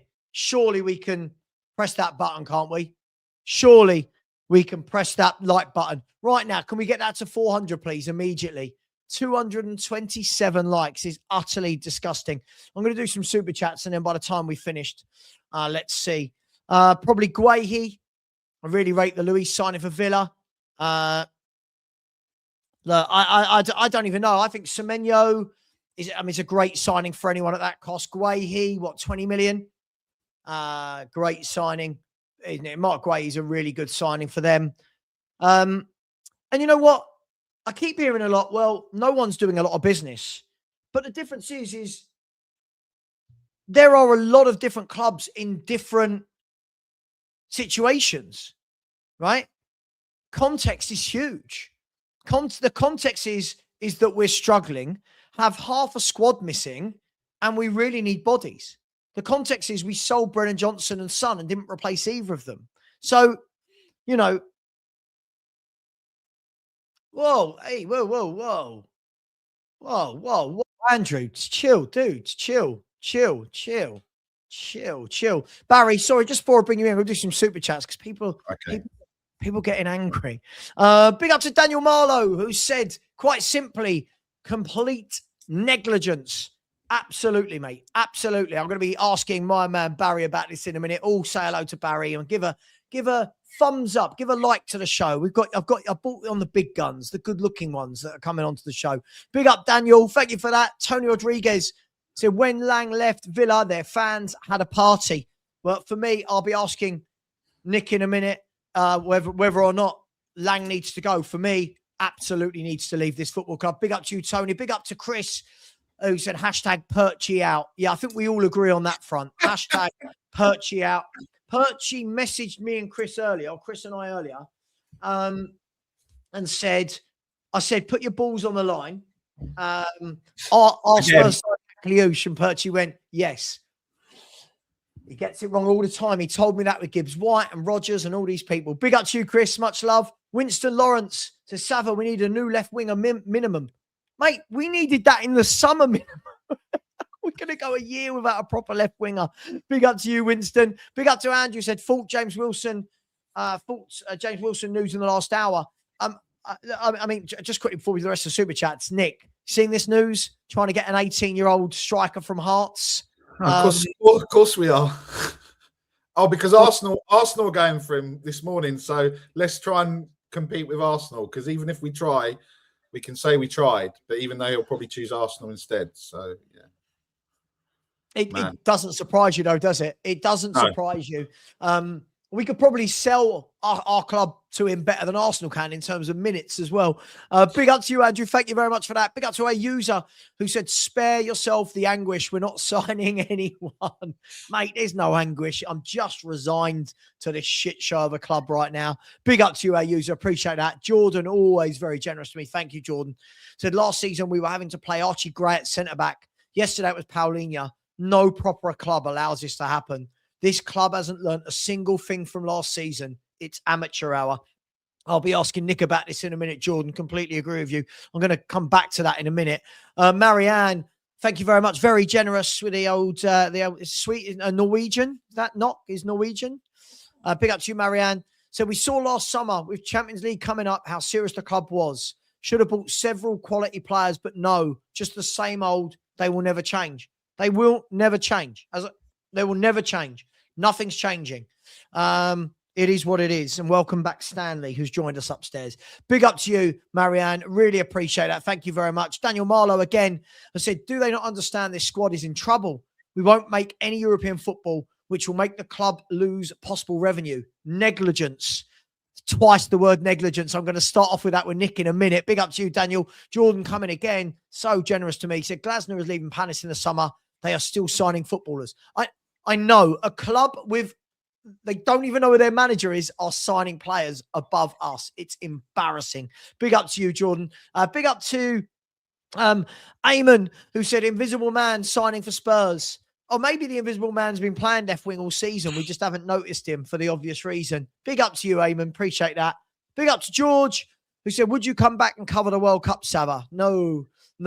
When I stop, no, it's because I'm just bored of it, really. So got other things I want to do in my life. And life is too short, isn't it, Nick? Life is too short. Big up to you, George. Thank you very much.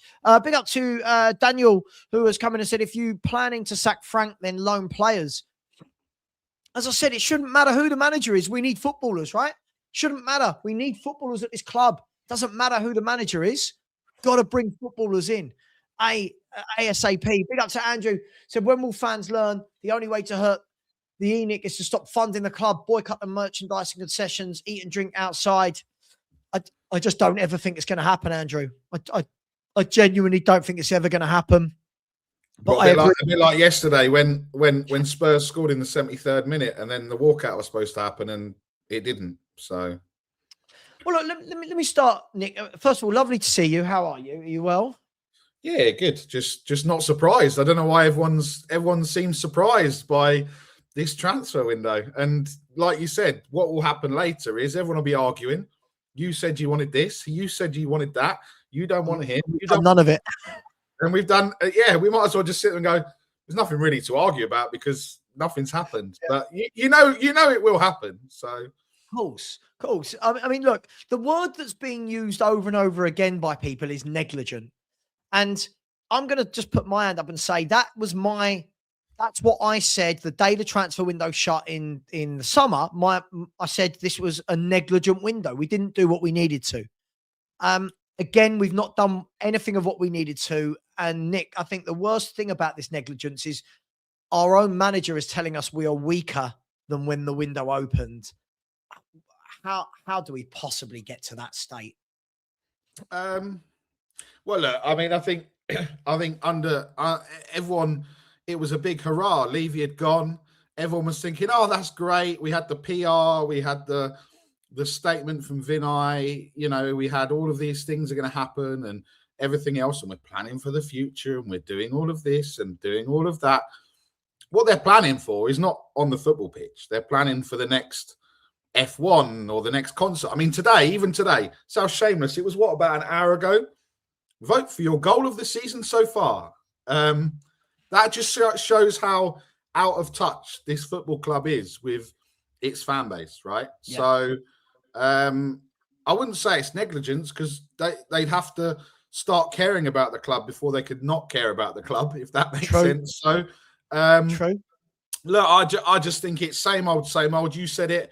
You could go back transfer window after transfer window, and you could just. It's exactly the same. I'm surprised we haven't announced Paulinho yet that we've signed him because that's probably on my bingo card for by the end of the window that we would have signed Paulinho. Yeah, I mean, they didn't even try and paper over the cracks by making that permanent. Yeah, exactly. This is like a was the one I was serial thinking. killer I was in plain thinking, sight. right, first out the blocks, 11 a.m., bang, Yeah, Paulinho signed yeah, permanently, and then we think, oh, this is all right. Let's see what else we're gonna do. But look, like you said, Son didn't just suddenly wake up the day before and go, I'm leaving this football club. There would have been conversations before. And it was probably way before the Europa League final and everything else. So the club knew he was going to leave. As they knew Harry Kane was going to leave, well, that was probably even longer. That was probably 5, 6 years. But there's been no plan. There's been no... When we've replaced players, we haven't even actually replaced them. So we sit there and say... Because you can't say we've replaced Kane and Son with Tell and Solanke or Richarlison, because that's like going, oh, I'm going to have a Chinese tonight. Actually, I'm going to go and get curry. Do you know what I mean? It's completely different. Yeah. And I think that's the problem. There is no plan. There is no structure. I went to the training ground with Iggy and Stel and Phil P, and they were when we were doing some of the youth stuff, and they were talking about playing a certain way. That was probably, I was going to say, it's got to be at least 2-3 years ago. And we've still not got a plan. We don't know how we're playing. It shouldn't matter who the manager is. It doesn't matter who the manager is under this ownership, but it shouldn't matter, because the way that Tottenham play is the way that Tottenham play. And we either get managers that can play that way, or we give or if we've got a manager that doesn't play that way, he quickly needs to realise this is the way that we're playing. This is the scouting system. Everything's joined up, right? Like on the pitch, you got a good defender, good midfielder, good striker. You've got the spine of the team. There's no spine at this football club. We are spineless FC from the. If we look at all the other teams, and I get it, they have had injuries, but we've had the most, 1,000+ days or something, and there's 13, 14 players injured or what have you. But if we're the only ones, we're not the only ones, but why are we the only ones with such a disparity from everywhere else? Now that comes into the negligence in the medical team. So it's almost like Levy went in the summer, get rid of the medical team, get rid of this, get rid of that, get rid of everything. And then they almost got some dice and they threw it down and they went, oh, that's going to work. But it doesn't work, because you can't change the manager. You can't change the director of football. You can't change the CEO. You can't change all of these things and expect everything else to change. They may as well have just left it as it was, because at least they can blame Levy. What's Lubo going to do? Who's Lubo going to blame? He's going to blame the manager? Yeah, no. I completely agree. I don't know. I don't know anymore. I'm actually so glad that I don't have a season ticket, because there was people yesterday, 2 season tickets, 2 tickets for 40 quid. Face value was nearly £100 yesterday. 2 tickets for 40 quid. 2 tickets free. £20 a ticket. Man City at home, and they couldn't give away the tickets. It's madness. Well, look, I mean, this is an interesting one. What A. Morris in the chat just said. Oh, by the way, yeah, Herbie James. We've sold Herbie James to Cardiff. I mean, this is what everything today has been about young players leaving on a perm or a loan. Someone called A. Morris in the chat said, hang on, why can't I find it now? I completely agree. Big up to you, my man. That said, can't wait for Lang's video reviewing the transfer window. And the shame of this is, Nick, is we all know what's coming. We all know it's going to be, well, we don't want to just bring in anybody. They've got to be the right person with the right character for Spurs. They're for the long. Do they think we're idiots? Do you truly believe, Nick, that across the world of football, I'm talking all of world football, that there's no players that don't know if you saw, 154 days since the last window shut, that we've not been able to go and identify a Brennan Johnson replacement, a Son replacement, a left back to compete with a Doak. This is crazy. Well, Nottingham Forest, Palace, these clubs are signing. They're out there. They're small clubs compared to us. And they're out there trying to do their business and trying to get things done. It's embarrassing, right? Yeah, it is embarrassing, but this is the thing. We've almost, you know, what they've probably done. LANGE has gone. Oh, do you know who we can replace Brennan Johnson with? Antoine Semenyo. Yeah. And then someone's gone, yeah, but aren't City in for him? Yeah, it doesn't matter. Doesn't matter. He'll come to us. And then they all sit around and go, okay, cool. That's honestly must be the conversations there. And when you look at some of the players, like, okay, I'm not saying Oscar Bob is a player that potentially, you know, but Fulham are making signings. Palace, okay, again, Strand Larson. We were all sitting here panicking, going, "Oh my god, if we spend 60 million on Strand Larson, that's going to be horrendous." Sure, but each team can only do what's right for them, right? Like, yeah. When I praise these clubs, Nick, I'm not going, oh my God, I want the players they're getting. My point is that they're actively out there. Like today, not like Nottingham Forest in the last couple of weeks, whichever way you look at it, they tried to get Fratesi, right? They tried to get Strand, like they're trying to make things happen. We're just sitting there going, no one's available. No one's good enough to join this squad. It's mad. And like you said, we should have got Akliush on day one of the window, right? And even today, there was people going, I wouldn't take him. Like, I'm sitting here going, could you imagine Akliush and Simmons like together? That's like how exciting that would be for a change. Like yesterday, Xavi Simmons, and fair play to him because he got some stick at the start, but you know, he got stuck in yesterday. Yeah. You know, and imagine if the rest of them started to get stuck in and started to try and impact the game like we saw, you know? Yeah. Well, I just, you know, again, I mean, it doesn't really mean anything, but I think Alfie Dorrington's going out on loan to Salford, but we're just getting rid of people, but we're not bringing anyone in. I know. And the more that these things are going to happen, more injuries are going to build up because we've got no one who can. I mean, that defense is likely to be the defense for the next at least 3 weeks, 4 weeks potentially. We don't know. Romero might come back and play a half, and then we go back to Polinia and Dragusin. But again, these people, we sit there yesterday and we're sitting there going, "Oh, well, Dragusin made a mistake for the goals." Okay. Did anyone say Vicario made a mistake? Because Vicario's positioning for that first goal was awful.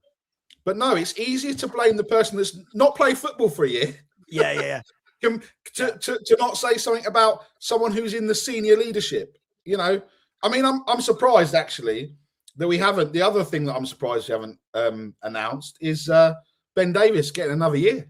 That's another one that I'm waiting for. Well, I think the reason we won't hear that this year is Andy Robertson's joining us on a free in the summer, right? I think we kind of all know that that's going to happen. But look, I'll show you this, right? This is so. Hang on, there it is. Let's bring that up onto the screen. So when we look at this, right, we're in the middle of a transfer window, and you've got Bentancur, Bergvall, Danso. What's that? 1, 2, 3, 4, 5, 6, 7, 8, 9, 11. Solanke, they're now talking about, is injured as well. Yep. Right? We're hearing that Jed Spence is out for 4 weeks. We're hearing that Danso's could be a couple of months. I'm not sure on that, but right. Look at all of these people. None of them are coming back anytime soon other than possibly Mickey van der Ven. Then you add Dominic Solanke if he's out injured again through this, right? Romero's ill. And you look at this and you go to yourself, any club with that injury list is at least buying 2 or 3 into support, right? Yeah. Nope. But then fans are getting on the back of the manager going, oh, his substitutions. He's got 13 first-team players fit. So I saw someone yesterday go, oh, this shows how tactically shit Frank is that he played Archie Gray at right wing back. And the first comment back to that person went, who else? Well, Byfield. Right, okay. So he's tactically shit for that, but we want to give a 17-year-old a start at right wing back against Man City. Like, honestly, mate, I have no idea who at the top of this club now is pulling the strings. Paratici stayed to help us. I don't know what he helped us do. Lang sits there in his meetings going, yes, we're very proud of what we're doing. It's been a good window. Conor Gallagher's great. We do. What's Rob McKenzie doing? He's the chief scout. Where's Rob McKenzie? Vinay keeps coming out and giving us these bullshit statements. So far, none of those statements have been true. It's just one shit show after another. I don't know why I'm letting it get to me, because I knew it. I knew this was going to happen. Why am I letting it's it like get that circle, right? It's like Tottenham Hotspur gives you hope, and then you get back round again, and it's like ruins your hope again. It's so frustrating, and we know we want it. Yesterday was a perfect example of how Tottenham Hotspur are. We sat there. It was Gary Neville was sitting there going, "This is like watching Soccer Aid in that first half." Man City shouldn't be crying about, oh, Solanke was a foul or not a foul. It wasn't a foul, but Solanke, that was a foul and everything else. They should be embarrassed that they weren't 5 or 6-0 up at half time. And then in that second half, could have actually, apart from 2 worldy saves, we could have won that game 4-2. That's how embarrassed Man City should be. But that just goes to sum it up. On a time when everything is down, the atmosphere is shocking. No one wants to go and watch Spurs. No one wants to watch them on TV. They then turn around, and I'm sat there watching it, and then you get all the Arsenal fans going, "Thanks for that, thanks for that, thanks for that." Like, I just sat there and went, "You don't need little old Tottenham to help you. So there's still plenty of time. It's only just gone Feb. The bottling doesn't start for another 4 weeks." But I just, like you said, I'm not surprised anymore. I'm not surprised by any of it. What you see on the pitch, those 2 halves yesterday. Are you saying because Romero went off and then Pape Matar came on, that was the difference and that engaged everyone? Do you know what I mean? Right. But there'll be people arguing that. There'll be people saying, "Oh, Romero, I saw in the thing. Oh, Romero wasn't ill. He had an argument with at half time because everything was so, and he's so unhappy." Okay, mate, you're unhappy, but you're the captain. So do something about it. Like if he was putting up trees, then do you know what I mean? Then you could sit there and say, but he's not. He scored a few goals, granted, but I'm sure Frank hasn't told him that he needs to be the one in those positions. He's just taking it upon himself to just go, sod this, I'm going up front.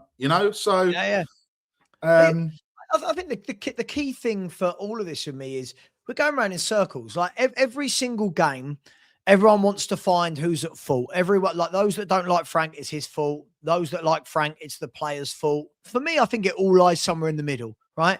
But the bigger picture, I liken it to this. Like that scene, we've all seen the film Ghost, right? You've seen the film Ghost. That bit where on the train where his body, the ghost leaves his body and you see it leave. I feel like if we're Spurs and we do that, if we actually leave the body of Spurs for 1 minute and hover above it, if everyone was actually really honest with themselves as to what is wrong at Tottenham, it's none of the things we really argue about.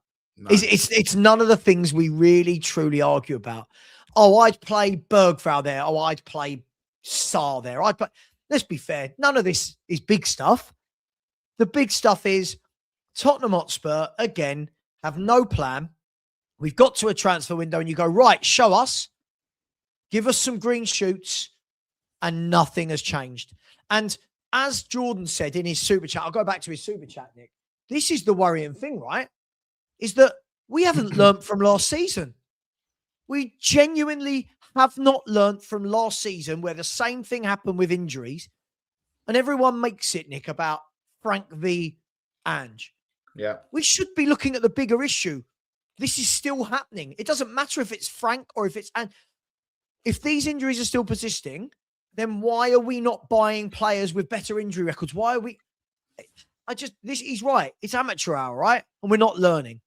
No, we're not. I mean, we did. Well, to be fair, we have learned because if we'd have signed Mateta, he's just about to undergo surgery. So that's a massive turnaround, right? And that I mean, he would have fitted in well, but I just think the level. like you say, that what we're arguing about, this right back's rubbish, this left back's rubbish, this midfielder's rubbish. You know, that's what we're arguing about. Actually, we're not arguing that's not what we should be arguing about. We should be arguing about what we're going to do as a fan base, which will never happen, to come together to get what we want as a club. And unfortunately, this fan base is so divided, because what you're going to have tonight is, bless his cotton socks, you're going to have Sean against everyone else, because he'll be defending the bigger picture. And then everyone else will be coming for him saying, well, it's your chairman, your board, you're this, you're that, your finances and everything else, right? And because they've created that division, there's absolutely no way. Like yesterday, first thing I saw yesterday at 75 minutes, videos going around from someone stood in the south stand going, well, where's his walkout then? No one's walking out.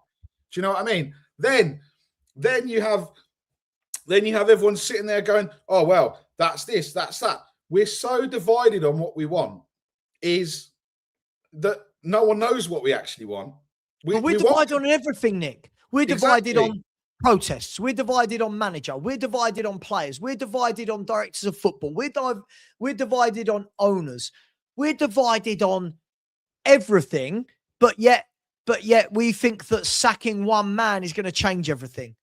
And this is why, as I've always said, if I was harsh on Ange, which I don't think I really was, if I was harsh on Ange, then fair enough. But I've hit my point, Nick, where I can't keep pretending this is going to change by changing a manager. I can't keep pretending that this is all down to one man. The whole thing is a mess. Yeah, it is a mess. And the only play, which again, we know what's going to happen in the summer, the only play that Enoch and the board have is bringing back Poch, because that's their last roll of the dice. And they'll go, yay, Poch, remember what happened? Oh, what? We played some good football. That's what happened. Look at the team that Poch had. Yeah. Even the team he had at the start versus this team now is probably better than this team now compared to what he had. Oh, no. And then there'll be people going, oh, yeah, but then Harry Kane will come back because he wants to beat the Premier League goal scoring record. And if Poch is there, he's going to come back. And then they're going to go, oh, and Dele Alli, remember what Poch did with him? Oh, he's on a free. Get him back in. What? This isn't Harry Redknapp and Cranshaw and Defoe and Crouch and getting all the lads back together. Yeah. But that is, we are like Nostalgia FC. We'll be sitting there going, get them all back. It'll be fine. And then we'll be, well, what they're not thinking is, look at all the clubs that have, like you've said before, that have behind us. Now they're level with us and they're overtaking us because they've invested in their squad, in their managers, and they've got a plan. Mate, this is the point. And do you know what, though? I'm sure there's a word for it. I don't know if this is Stockholm syndrome or what, right? I don't know. You might tell me it is or it isn't. But you've almost got to admire. If Enoch go out and get Poch, they will win over 90% of this fan base. And you've almost got to admire the audacity. Because I will say the same thing. If Poch comes back, I don't care whether Poch comes back or not. This isn't about Poch per se, but these guys know what they're doing. They will get Poch back at some point, and all of a sudden, most of the fans suddenly forget everything that's gone before it. They've brought him home. And then what they'll start doing is going, they're not backing him in windows. Really? Really? They're not backing the manager in windows like they didn't back him the first. So fair play to them. Right? Like, honestly, fair play to them. If they pull that off and people fall for that again, but Sean is right on this one. Sean always says it's almost like an itch that needs to be scratched by most fans. A lot of the fans seem to think that Pochettino comes back. He's the only one that can bring us together. I don't even know what that means now, by the way. He's the only one that can bring us together. He can stop that divide. And I think, Nick, that they are hoping that history is going to repeat itself.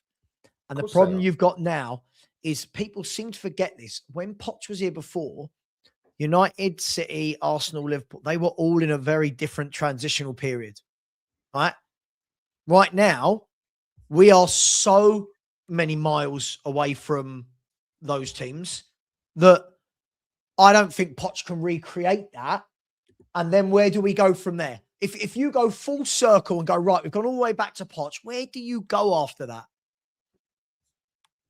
Well, there's nowhere to go. This is what I mean.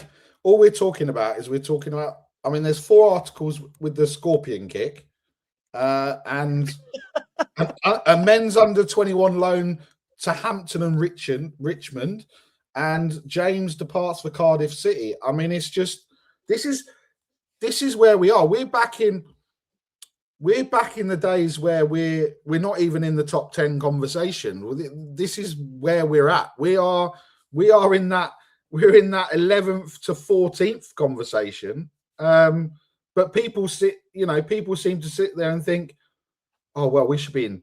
Well, look at the top 6, top 7. We are miles away from being anywhere near the top 10, let alone that.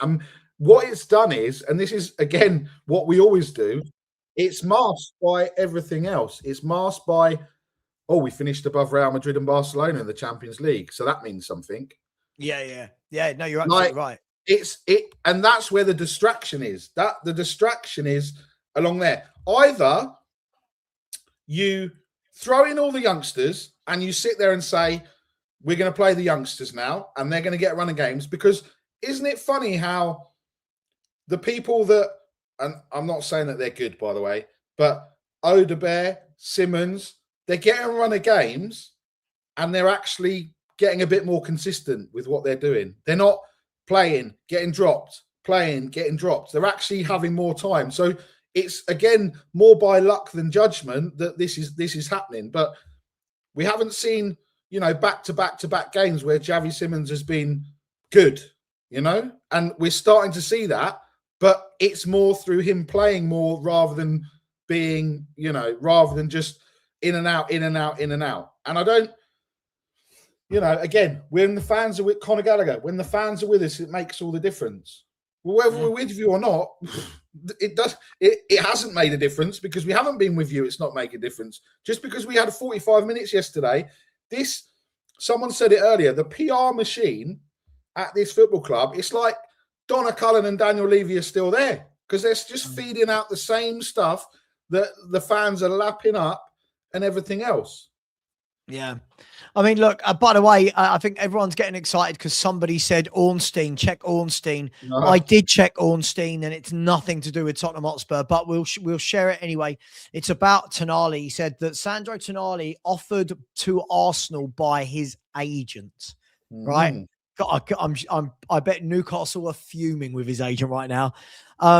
Arsenal explored, but no contact with Newcastle United. Nothing will happen this window. 25-year-olds can't put ID to Berta, so looked into as per player interest. Exit now impossible. Yeah, I mean, that's a little bit naughty from the agent, isn't it? Asking Arsenal to explore it with 24 hours or whatever it was of the transfer window to go, when Newcastle were never going to sanction it. And that goes to show, again, guys and girls, like when we say just go and put the money down for this player, on transfer deadline day, you've got to know that the other club has replaced their player, right? Which is what most clubs do. Yeah, look, listen, I want to do a couple of super chats. Look, I think Tonali, God, I'll be so gutted if Tonali goes to Arsenal. That's a really good signing for Arsenal, that. Big up to Ollie Noobs with a super sticker. Big up to you, Ollie Noobs. Really appreciate Ollie Noobs 2. So that means there's an Ollie Noobs 1. Okay, big up to you and number 1. Big up to you. Thank you very much. Big up to Cowboy Spurs, who's put a few in. It says, please explain Bob to Fulham for less than 30 million. I don't really know what to say. I mean, we've got to remember, if you're asking about the value, you've got to remember Oscar Bob has not played a lot of football. This guy's made like 26 appearances for Man City. And if I'm not wrong, Nick, I think, somebody will correct me on this, I think he's only made 6 starts for Man City. So I don't quite know what the question of being asked here, but I think it's a good move for him. Less pressure. If Spurs had signed a young player like Bob with no experience, we'd be expecting miracles from him from day one. Do you think we should have gone for Bob, Nick, or not experienced enough for you? Well, he probably doesn't fit the age bracket. He's 22, isn't he? So he's a bit old. He's too old. He's too old. He's too old. No, look, like you said, he hasn't. you know, he's made 9 appearances and he's got 1 assist. And I don't know even what that, you know, what those in. Let me see if I can bring it up quickly. Yeah, I don't think he's even, like you said, he's played 3 Champions League games, 3 League Cup games, and 15 games, 1 assist. And you'd expect maybe more, in the Champions League, he was, he's been on, he started where he got 10 minutes, 18 minutes, and 45 minutes. In the Premier League, he's mostly been in the bench or not in the squad, and he's been injured. So, yeah, hamstring injury. So that's an interesting one. So they've signed someone that's been out since beginning of middle of December with a hamstring injury. So strange. Yeah, not for me. Listen, I think he's a really good young player. I think he will come good. I think a Fulham is a great place to be for a player like that. Learn, grow. There's going to be no pressure on him at Fulham. There's no pressure at Spurs. We'd throw him in and we'd immediately go, right, come on, be amazing. Big up to you. You come back in and said no ex-player came to join Frank. I keep hearing this one a lot, but we didn't actually bid for any of them, right? Like we didn't bid for Wissa because apparently we didn't need a striker. We didn't bid for Mbeumo, and the other one was Norgard, right, who went to Arsenal. So, I don't know, Nick, I see this comment all the time, but we can't just assume every manager that leaves, all their players are going to follow them to the new club, can we? It's not quite how football works, is it? No, I think, look, I think it's, look, in an ideal world, you'd sit there and say, that you'd like, oh, he's taking his staff with him. Oh, he's going to bring, because the thing was like, oh, Mbeumo's going to come now. Oh, Tony used to play it. Oh, Wissa. Oh, there's like this. It's all semantics and everything else. But I don't think that there's I can't remember actually, and someone in the chat will probably know who was the last manager that left the club and like loads of players went. Do you know what I mean? It doesn't tend. It doesn't tend to happen. Right? Harry Redknapp. Yeah, but yeah, you're right. Like, which Spurs players followed Pochettino to PSG? None. Right? Do you know what I mean? Like, how many Bayern Munich players followed Pep to Man City? We could do this all day long, right? How many players from? Look, I feel like it's a double-edged sword with that one because the club have got to want to buy them. But hey, and then you've come in again, very generous, and said Man United game will see a bench of 3 under-21s, Jermaine Defoe, a ball boy, Johnny Heitinger, Harry Redknapp, and Lubo. Discuss. Well, what we do know is no new players are coming in. So with the injuries picked up yesterday and only looking like Van der Ven of the missing lot coming back, it's going to be a very similar setup on Saturday lunchtime, isn't it? It's going to be a very similar setup, Nick, with lots of children on the bench, and I just don't know what we can do. And the issue will be is we're going to an Old Trafford that the way they came. I mean, that game against Fulham was mad, right? And that was almost like watching the Man United of old. And we never play well there. I remember going there for that game that was at 8:15 because it was on Amazon in October 3 years ago. Didn't get back until 6:30 in the morning because it just went on and on and on. But we got absolutely battered. If it wasn't for Lloris, then we would have. It would have been about 7 or 8. And I just worry now that we go there on Saturday and just 12:30 kickoff as well. Our favourite. I just think we're just going to get blown away. They're just 3 games is a long time in football. Look at where Man United were 3 games ago, and now look at them. Yep. They're absolutely flying. I don't know who we're going to play because you like you say it's going to have to be a similar thing. But like you say, a doggy's been out injured. Dragassin's not played for a year. These players are going to. So what? We're going to get Romero for 45 minutes, and then we've got what have we got in midfield? Sooner or later, these players, because of the amount of games that they're playing, they're going to break down. Are going to break down. Yeah. Yep.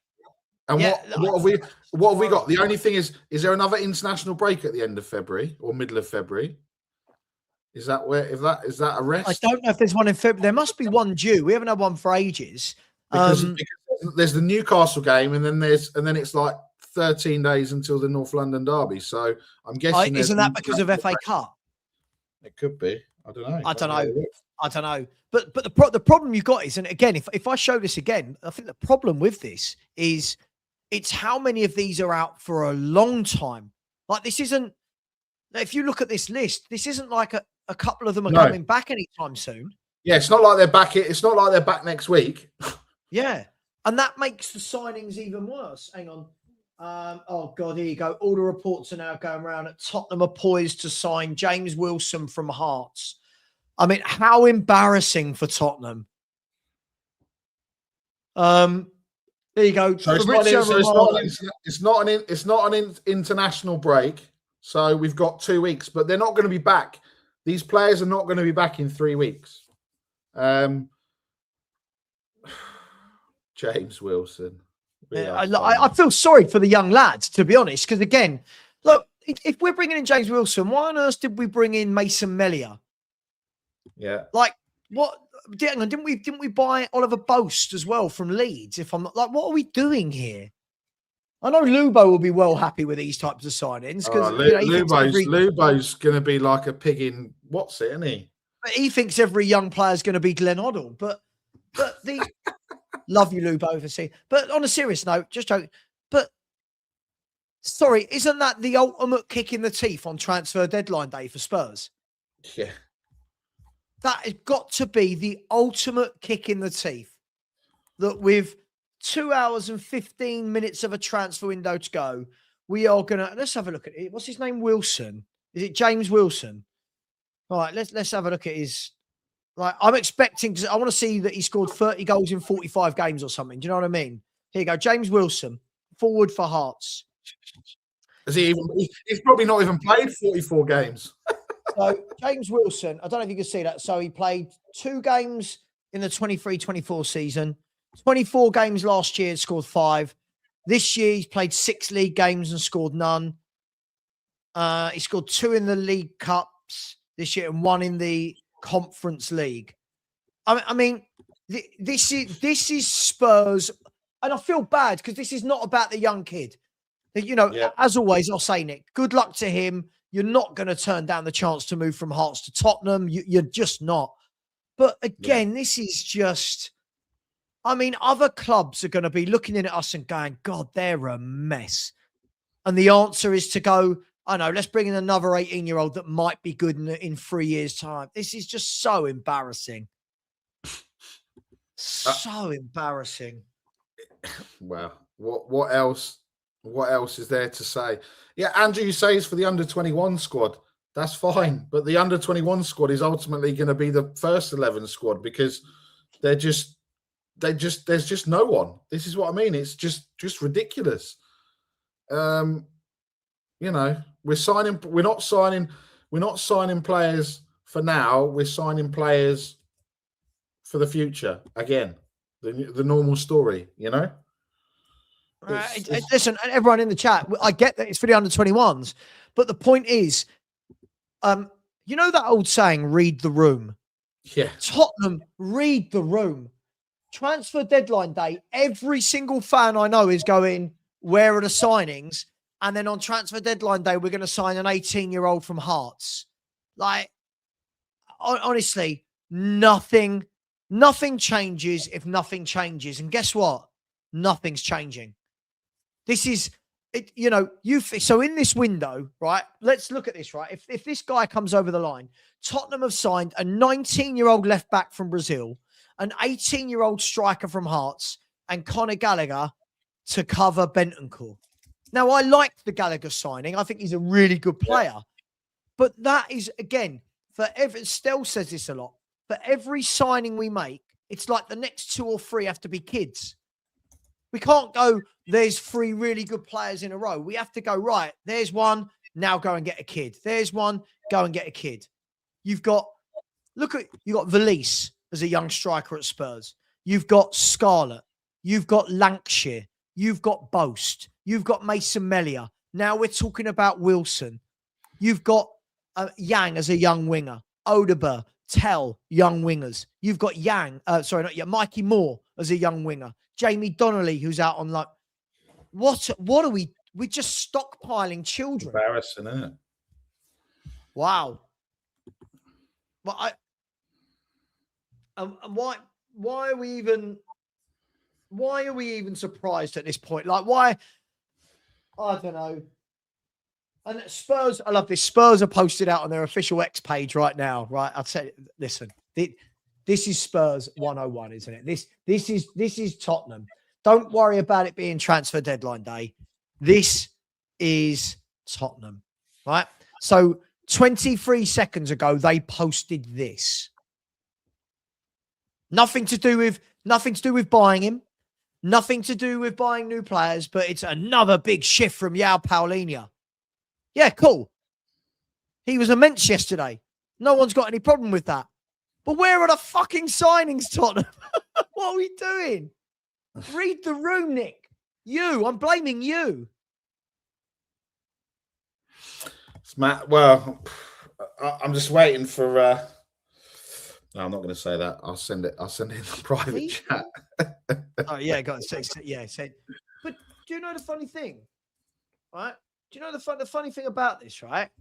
Is we'll still have people when this shuts arguing, saying, "Oh, Spurs fans are just moaning again." Of course, we're bloody moaning. Of course, we're bloody moaning. Yeah. We're pissed off.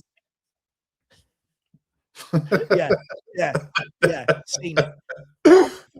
Like, for me, guys, does everyone in the chat get? You know what I'm saying? Like, read the room.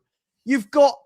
Do you know what it's like? If you've got 1,000 people lining up outside KFC, right? Imagine this. You got 1,000 people lining up outside KFC with pitchforks going, "We want chicken. We want chicken." And then someone from around the back says, "Don't worry about the chicken, but we've got some cheese sandwiches if everyone would like a cheese sandwich. Don't worry about what you actually need." James, we're signing an 18-year-old striker from Scotland. How excited are you with 2 hours to go to the window? Yeah, buzzing, mate. At next level. I hear he's a prolific goal scorer as well, which is what we need. He'll get more goals than no goal Colo in the Premier League. They got the same amount. James, obviously, I'm at the stage of just laughing now, but look, there are 2 minutes. No, they're not. Might as well be 2 hours and 9 minutes of a transfer window to go. Can you just sum up your feelings for me in the overall window and Tottenham as a club? How should Tottenham's board be feeling right now? They're feeling like they've just won the lottery. The amount of money they made from Champions League and not having to invest anything other than pocket it. Fans selling out stadium, buying the food, the drinks, the shirts. You know, their limited edition T-shirt was sold out within 20 minutes or whatever. I mean, I don't blame them from a business point of view. If I own that business, you're just printing, just keep printing. They don't care about the football. They don't care about the club. They don't care about anything other than making money. And let's face it, they have struck gold with that. And sorry for anyone that wants a KFC now that I mentioned KFC. KFC, by the way, is one of those things I always want at the time. And then about half an hour after I've eaten it, I feel a bit yucky. But I love it when I'm eating it. Yeah, I mean, Barry, Nick, whatever. James is right. To add insult to injury, not only were we hearing from all the reporters that Spurs had pumped £100 million into the club for the window, we've now confirmed, and I think Connor Levy-Nomic said the other day that it wasn't just the 42 million we've made. Apparently, we've made something like 70 odd million so far. Yeah, it's nearly 80 million. And yet we're out here buying Sosa from Santos for 12 million. And James Wilson from Hearts. Might as well sign Wilson from that Tom Hanks film, hadn't we? The old basketball. The old volleyball. Yeah, you might as well. But what's even more funny is they'll never play. I don't think either of those two, Sousa or Wilson, will ever play football for Tottenham Hotspur unless we get another 6 injuries. Do you know what I mean? It's mental. But what happened to our fans saying that the next generations of kids are elite, and yet we're just buying? They're that good that we're buying them in different ones because they're not obviously good enough. Right. That's Lubo. Yeah, it's Lubo's fault. Lubo's got everyone on that train, isn't he? He's gone, don't worry. This is the best crop for years and years. So we're going to Hearts and buying a young striker they bought through. This is the best crop for years. So we're buying Odeber and Tell and Yang and Valise and I mean, but this is what makes you laugh, right? People were saying to me at the beginning of the season, I would have kept Dorrington for the squad. Dorrington's just gone on loan to League Two Salford. Like It's crap. Oh my God, what is? And you know why Vuskovic has come out and said what he said. He's sitting there going, "Christ, they could pull me back off my loan. They got no defenders. I need to do something here. Let me put out a statement. I'm staying next year." I mean, that would make sense, right? If you're Tottenham, you're going the Leonardo DiCaprio scene. I'm not going anywhere. I'm not going anywhere. Yeah, exactly. Spurs. So we've got a castaway clip with Wilson, with James Wilson, and we got a Wolf of Wall Street with Vuskovic. He's literally right. He's literally, and I don't know if anyone saw the game he just played against Bayern Munich. Oh my God, he's the one that Lubo should be gassing over, not Archie Gray. Like, what we should be doing is going, get him back, cancel his loan, bring him back in. That's it. But he's gone, I don't want to be a part of this. I don't want to be a part of this. I'm balling in the Bundesliga, and hopefully I'm going to get someone come in and offer me a lucrative contract, and I don't have to play for Spurs, you know? I'll tell you what, if anyone's got Lang's number, see if you can get through. See if you can imagine. Sorry, you have reached the voicemail of Johan Lang. The transfer window shuts in 2 hours. I'm therefore unavailable. Do you know what's funny? Percy just sent me 2 bits of breaking news for you, Savva. I'm like, shut up, Percy. Like, I know it's not going to be serious. The first one was that it's just been confirmed that Liverpool have informed Tottenham that Andy Robertson won't be joining in this window. Thanks for that with 2 hours to go. And the second bit of good news is aimed at you, James Flower. This is a bit of good news from Percy to you. It says Tottenham can confirm they have blocked any approach for Kolo Muani to leave for Juventus. Yeah, elite. That's exactly what we need. We need goals. Keep him. Madness, isn't it? Oh, God. Like, honestly, though, as I said at the beginning of the show, I used to be so angry and upset about these windows. And now it's just kind of like, this is what we are. Do you know what it is? It's a sad thing because I remember, I mean, we spoke about this a few times. I remember growing up playing in the park. And when you're young, you're pretending you're the players on the pitch and you score a goal and you're kind of like, Ginola, Bowles, the foes, there's more and more. Now, I will always love Tottenham and they'll always, no matter what, I'd always try to watch if I was available. But I actually can't stand it. They don't bring me any joy. They don't bring me any pleasure. They don't bring me anything anymore other than just pure disbelief, to be honest. There's no enjoyment left in the club for me. And it's a shame because it's the only way I could describe it. It's almost like you're addicted to something. No matter, it's not good for you, but you just can't stop taking it. That is how I genuinely feel about Tottenham Hotspur. There's no good in it for me anymore, but you can't help it.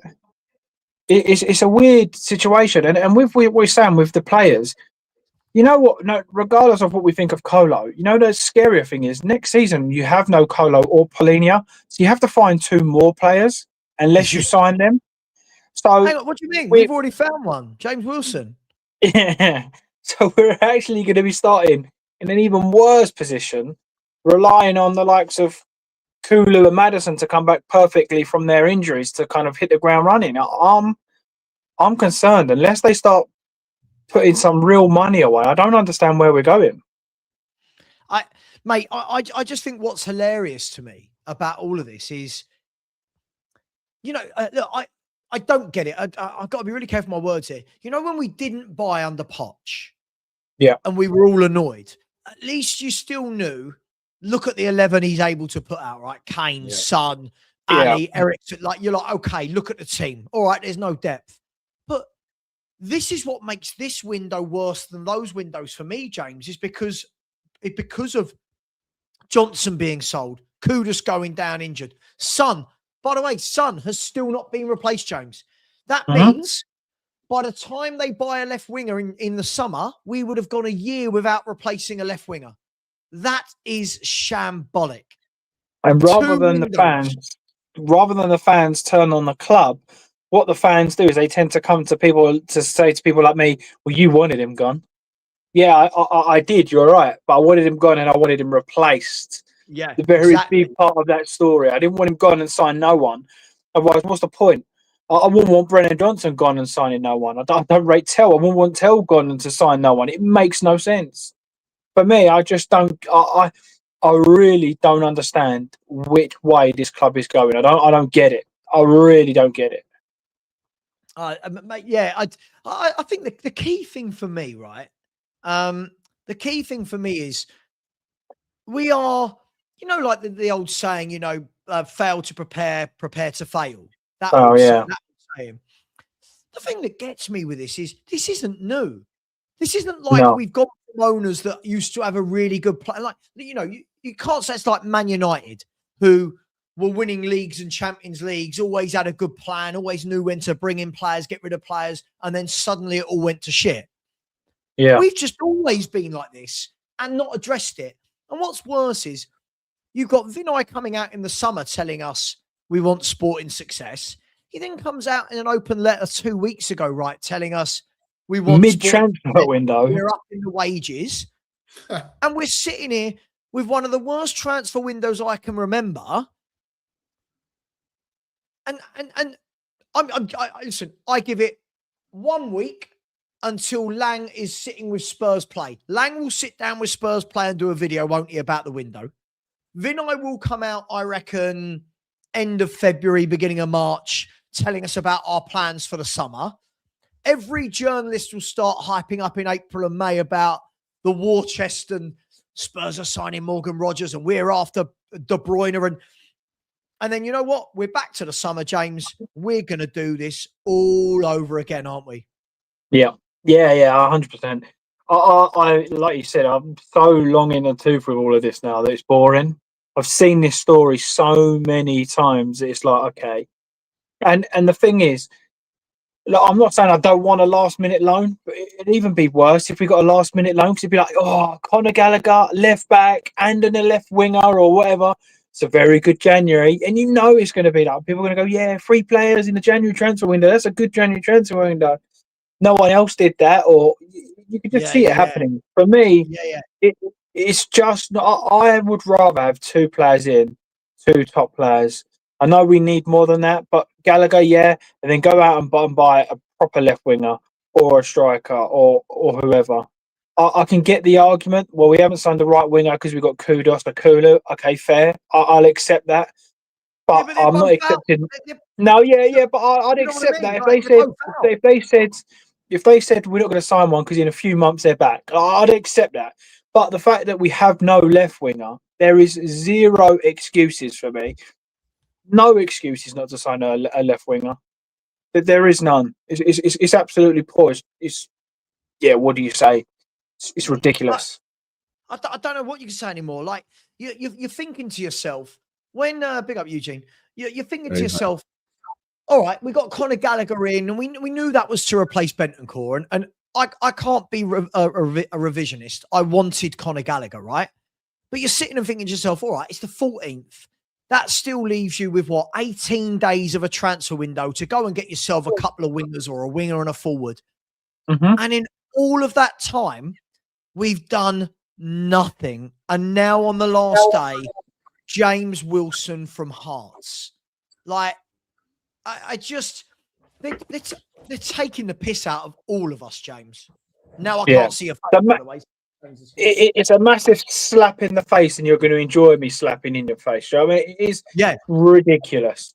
It's like, I hope you like this, slap, crack on. It's infuriating. The only thing I could... There's no way, as big as a business that Tottenham are, that they don't have their social media watching these kind of shows. There's no way. Exactly.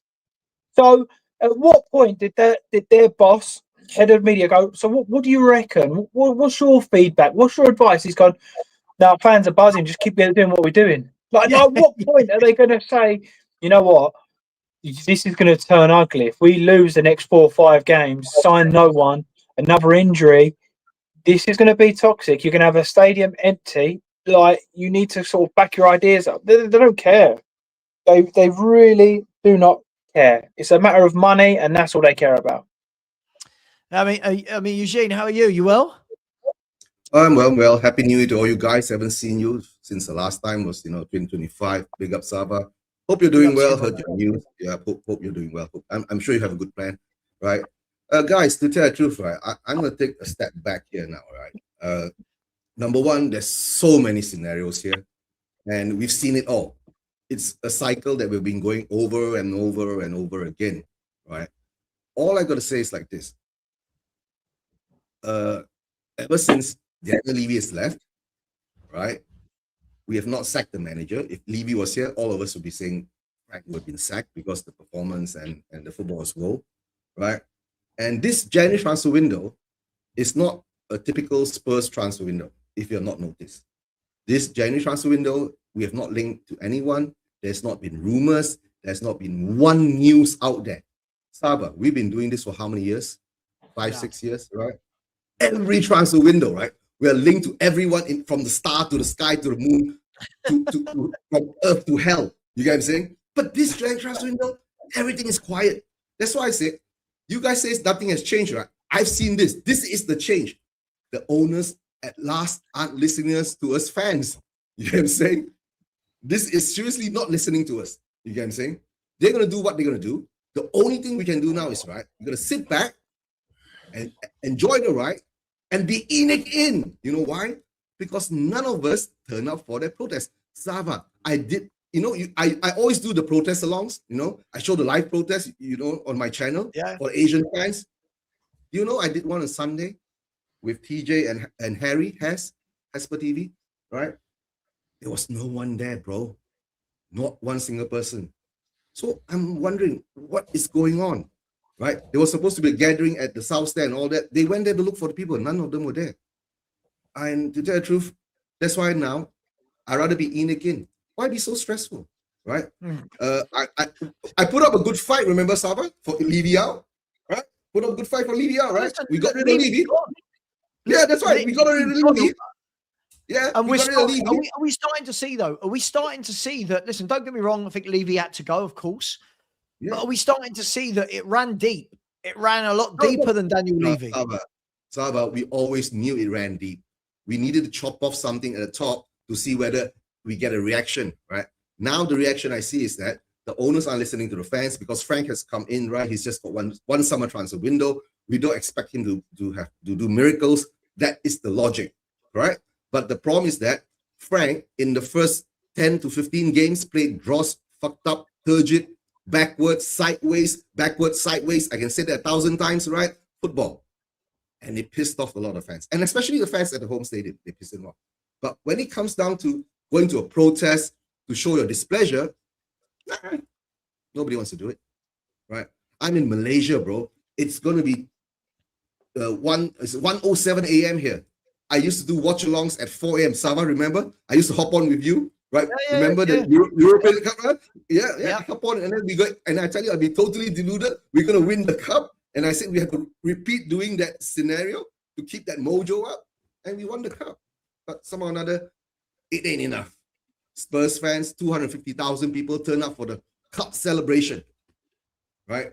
So I guess overall, right, we're all still happy. Right? Yeah. Listen, I think the interesting... We've always been in the minority. We've always been in the minority. Look, we're all guilty of this, by the way, as well. But it's easy. We can all blame a manager because it's the easy person to get rid of.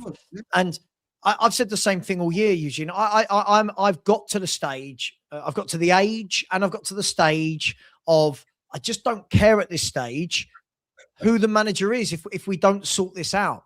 Like you can sack Frank tomorrow. The new manager's going to come into a decimated squad without a proper left winger, without a proper right winger, bringing in 18-year-old signings. And you know what? We'll just do this game again. We'll just do this Savva, game again. And Savva, hang on. And in a yeyear's time, we'll all be sitting here going, oh, this manager's just accepting crap players. And we'll go, right, let's sack Iriola because he's accepting 18-year-old signings as well. Nothing's going to change. And that's part of the reason why I'm leaving YouTube, Eugene. Part of the reason because I don't know how much energy I've got left. No, it's getting boring, Savva. Yeah. It's getting boring. Even I was thinking of leaving YouTube, because I don't have time anymore. I'm doing 2 jobs. You know what I'm saying? Right? You don't have time. So I only do watch-alongs. I don't even do preview shows or review shows anymore. And the only time I have is sometimes I hop on to shows like these, right? Savva, like from your channel and Dan's channel, because you guys are a bit earlier. And, I can't join Stel in Spurs Corner or Spurs 5 because they do it at 4 a.m. in my time. I don't have that energy anymore. You understand? Right? So all I'm going to say now is that, right, our owners, right, we chopped off, right, the head of a snake, but then Medusa comes out. Big up, Barry. Happy New Year. Oh, sorry, Nick. I thought you were calling Barry Medusa. I thought you were calling Barry Medusa. Medusa pops up. Does he? Okay, nice. No. Okay, then now we find out, right? Yeah. Our whole business system is messed up because Levy has control and everything, and it's like everybody doesn't know what to do. My God, bro, you're a £1 billion organization, right? Billions of pounds you're worth, and you don't know what to do, right? I don't believe that. And to tell the truth, I'm still going to give Enoch time, right? But my patience was tested. I said that you had September until the January transfer window, right? The 1st of January. You should have pinpoint your players, what you want to do, what is strategy, right? Frank should be doing it. Frank should be pushing for it. You get what I'm saying? But maybe he is, but that ship is moving really slow, right? Yeah, but the thing is, don't you always think with this though? When fans say things to me like, Frank should be saying this, Frank should be saying that, we have no idea what's actually happening in the professional world behind the scenes, right? Like Thomas Frank, for me, seems like a very professional guy. I don't think he's the guy that's going to have a press conference and go, rah, rah, rah. He's not going to do that. But that doesn't mean behind the scenes. I mean, let me ask you, James, surely Thomas Frank is going to be pissed off right now that no business has been done for him. Surely. Well, yeah, you'd like to think so. You would like to think. The only thing that I can say is I hope he's not cutting his nose to spite his face in the respect of he's always said, I want the right player. I don't want to just accept anybody, which is in the ideal world, that's how I'd want the club to be run. Sure. But you have to have a player. Do you know what I mean? There has to be a player. They can't just go, nah, he doesn't fit, he doesn't fit, he doesn't fit. And again, we don't know if that's true or not. We can only make assumptions. But we was told that there was a list of 6 or 8 or whatever it was, 10 candidates, all in positions ready to go. But what's happened to those lists? What's happened to those candidates? What, have we not been able to get any of them? Is it actually seriously a problem where we can't get a 10th choice player? Are we kind of stuck to the point of Somerville is now the level that we need to look for because we have no one? Is that where we're stuck now? James, is it that bad that nobody wants to come to us? No, I don't think about it. No, I don't think I don't believe that either. Paulinho came. I'm saying now, I'm saying this window. No, I'm saying this window. I can't believe that nobody wants to come to us because if we are willing to give them play time, we are in a World Cup year, right? A lot of talented players out there need play time. We need to guarantee them play time and bring them in to help us in our squad. But the problem is that we don't know. And we have another within reason, though, isn't it? Within reason, if they see a sinking ship, they're not going to want to jump onto a sinking ship because that ends their World Cup list chances as well. So, for example, I mean, he Mamouche, if he joins, that could. I mean, Egypt's a bit different. He's one of their better players, but it would be a bit like, well, they're losing every week. What are you doing to influence the game? Nothing. Why should we pick you for the World Cup? It's a hard one. Yeah, I mean, Nick, look, I see this all the time, and obviously, I think there's a lot. We surmise a lot because obviously we don't know. But I personally, I fail to believe that we're not getting players because Thomas Frank they don't want to play for him. When Kudus did, Gallagher did, Paulinho did, Mawani, Simmons. I just genuinely think that we need a football person running this club. I genuinely think we need to go and get, like Arsenal have gone and got Berta, right? And my mate said to me today, well, Arsenal haven't done anything. I'm like, have you seen Arsenal's squad? Are you kidding me? Arsenal don't need to buy anything in this window. But do you know what I mean, Nick? We need a Berta or a Campos or a Ralph Rangnicks. Definitely someone up there that runs the show, right? Yeah, look, we do. But how long have we been saying that? This board, they want people just at arm's length. They want the control. They want everything. You know, the biggest and absolute. You know, you look at what Vivian said. You look at what Lange said. You look at what Vinay said. They all talk a good game. I mean, they might as well all be politicians. The amount of waffle that they're coming out with before it's like the waffle before a general election, right? And I just think it's just that they've just gone. We've tried. There was a tweet earlier. They're exploring opportunities. Well, there are no opportunities because we've left it so late. No one is letting a top player leave their club, let alone 24 hours, less than 2 hours before this window shuts, regardless of playing time, what have you. We leave everything to the last moment. But if clubs, Fiorentina are still signing players. Now I'm sure Paratici's had a hand in that. He's not just coming there and being not being a part of it. So they've managed to do it quickly. It's whether you act with with pace, you act with all these things. We're not even acting with pace. We're just sitting there and going, oh, it's another. Here we go. Brilliant. Yeah, great. It's just absolutely, sorry to cut you off, Nick. This is for me rubbing absolute salt in the wound. Yeah. Sky Sports have just said that Kingsley's wanted by teams in Spain and Italy.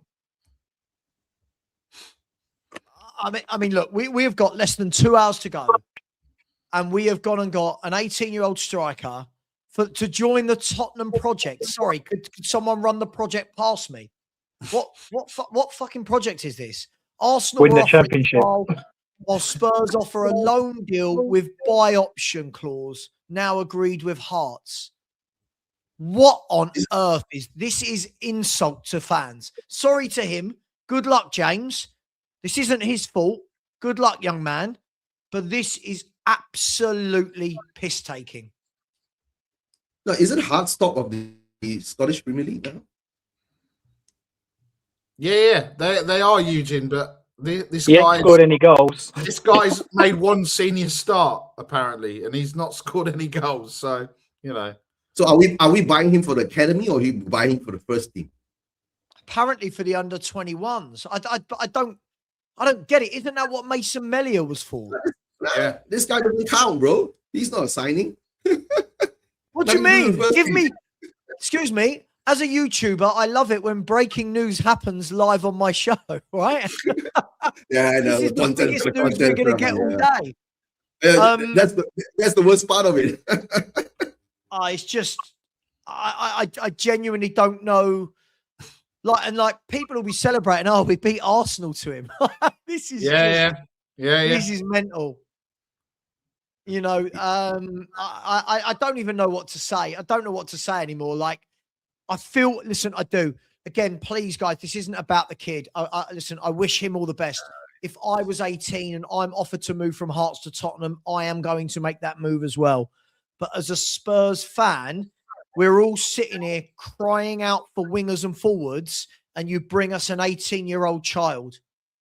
This is embarrassing on so many levels. So basically, we're saying we're just going to get Conor Gallagher and Sousa. Even on Sky Sports, the headline is Spurs beat Arsenal to Wilson. So it's just like it's hyping him up like we actually want the geezer. It's crazy. It's absolutely crazy. This is I'm so Axel de Sassi is having a medical right now at West Ham.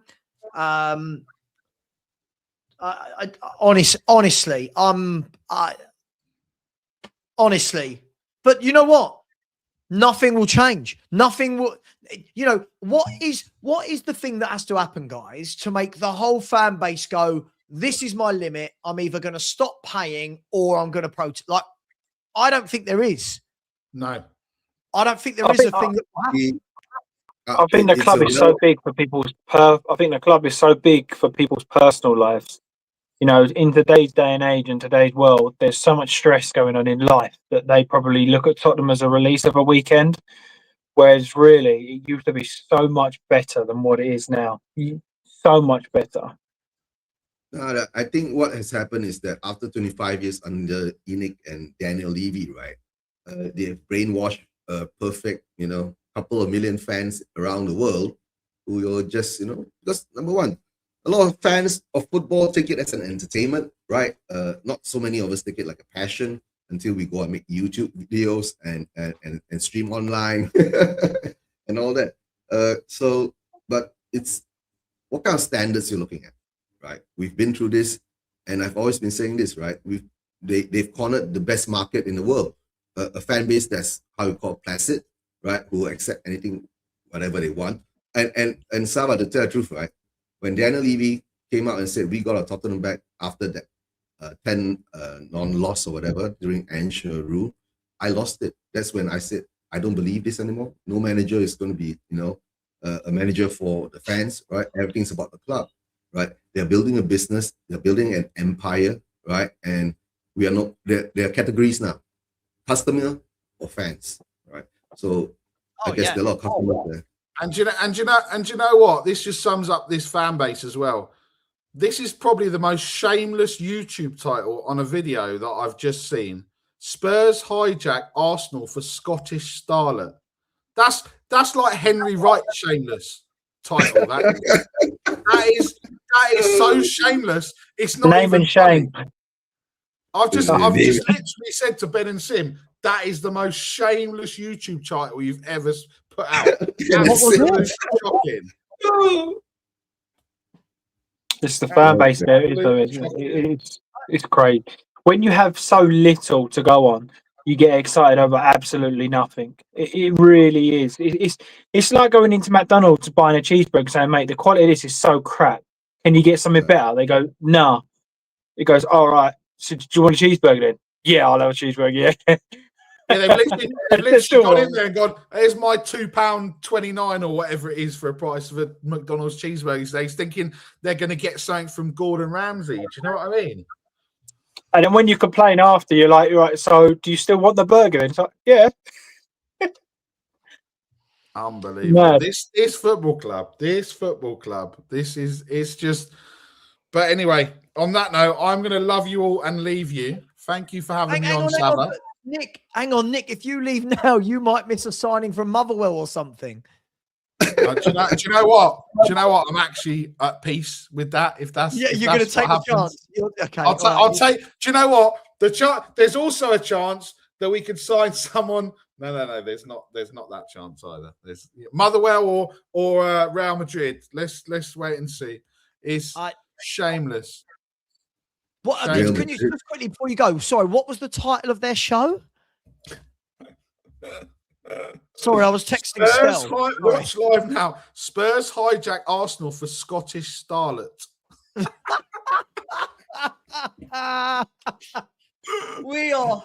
Listen, as I said, YouTube's got a YouTube, right? But I just content for the content. But you know what though? I like to pride myself on. Is that the real Henry Wright?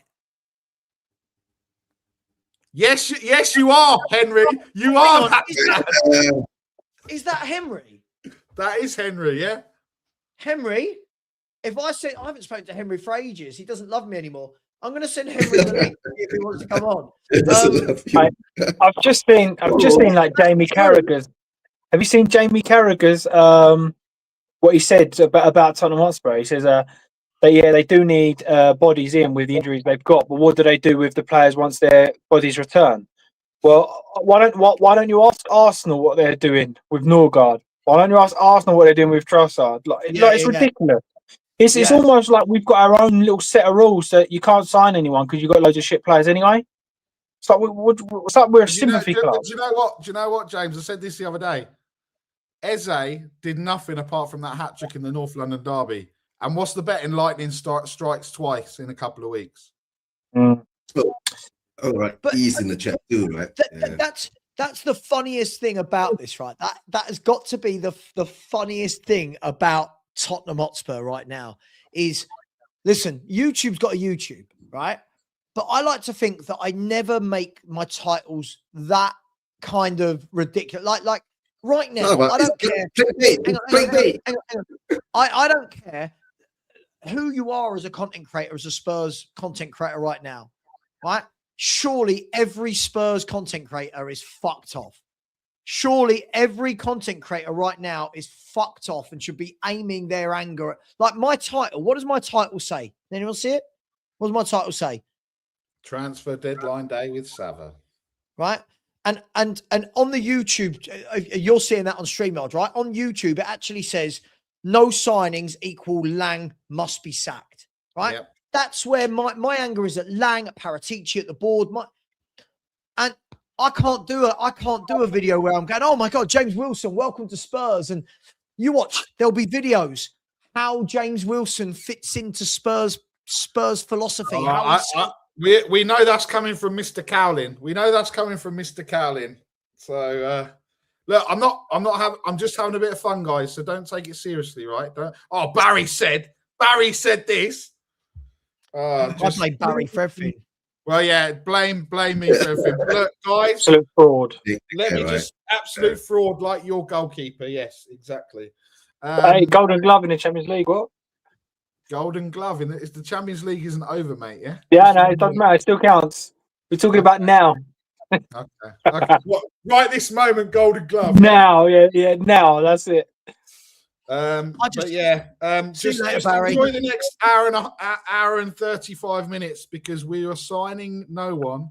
Right. No, that was the appetizer. That was the appetizer. We got the main course to come. I'm Paulinho, Ben Davis, new contract. Let's see what else what fun we can have in the next hour and 35. Atletico Madrid, by the way, have just signed their 4th player in 36 hours. Like that is how you do it, right? They are all over the world buying footballers. That is how you do it. Not Spurs. I just remember we didn't think Lookman was what we needed. Lookman. Frank doesn't want him. But James Wilson, no, I don't believe that in any way, shape. I'm sorry. I fail to believe that Lookman has been offered to Thomas Frank and he has said, no, I'd rather have James Wilson from Hearts. I'm not having it. I'm not having it. No. Do you believe that? No. Okay. What if the club says that we're not going to get the Lookman, so don't even think about it? And Frank says, yes, okay. I want him, but okay. Even Palace have just bid apparently 20 million for Dwight McNeil. Not saying I want him, but they're still bidding with 90 minutes of the window to go. These clubs are, by the way, Forest who are bidding for players, Palace who are bidding for players. These are clubs near us. These are clubs in and around Tottenham Hotspur. Relegation. You know what people are going to see? They're going to see Wilson and they're going to think Harry Wilson. That's what they're going to think. Okay, different Wilson. Or so realistically, there's 2 players that are leaving their clubs: Callum Wilson and Sterling on a free. I would bet my bottom dollar if there's any more news, it's going to be one of them. It's going to be one of them. I bet this is true as well, by the way. I bet you any money McNeil will get Johnson on the bench. All my Palace mates are saying the exact same thing. There is no debate between them.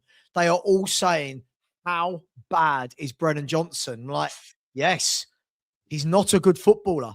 I said, with you guys, he's not just getting tap-ins. Yeah, honestly, they think he's dreadful. I know. All I can say to Palace, right? Thank you. Right. We needed that. Mate, yeah, listen, yeah, Palace, thank you for buying him. Barry, see you later, mate. Go on. You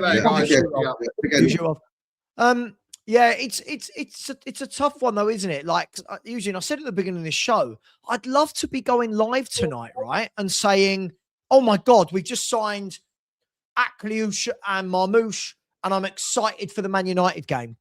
But Spurs just don't give us that that excitement anymore, do they? Spurs we do the bare minimum every window. I thought we did the bare minimum in the summer as well. 2 loans, 2 signings. It's such bare minimum stuff. It's always been like that. We've known this for so long, right? But the only scenario now is that the rumors are less, right? The noise is less, and then there's less content to make about it, you see. But now, like you're saying, right, 90 more minutes, less than 90 minutes, right? There's no news, right?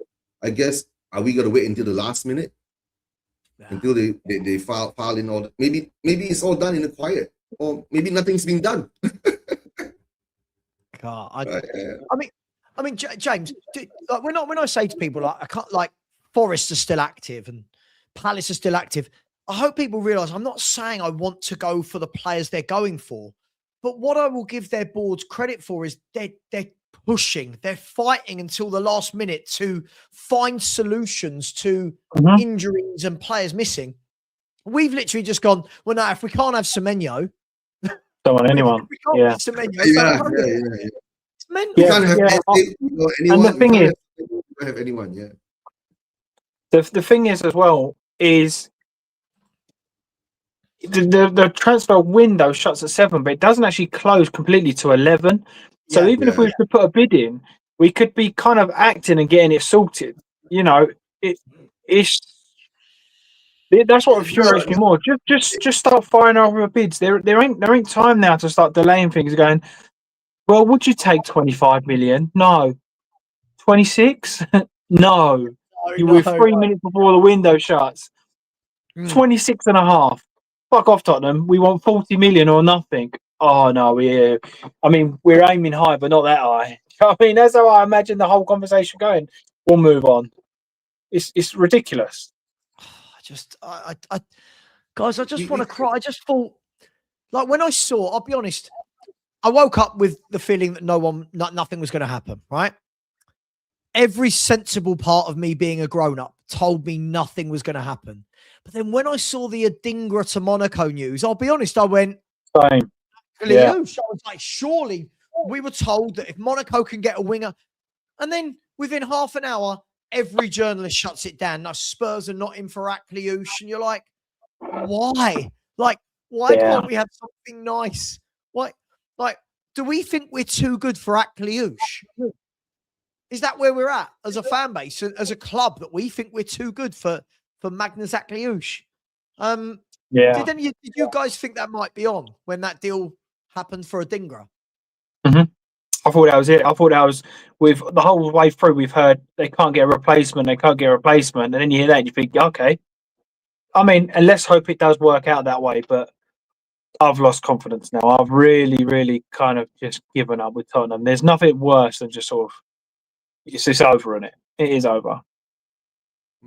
Yeah, I know. And the thing that worries me even more is, God forbid someone like Xavi gets injured, because then it is game. Then we're in a relegation battle. If that boy gets injured, do you know what? From what I saw yesterday, not just yesterday, but it highlighted yesterday, he's the only one in that team that's really got that technical ability, hasn't he?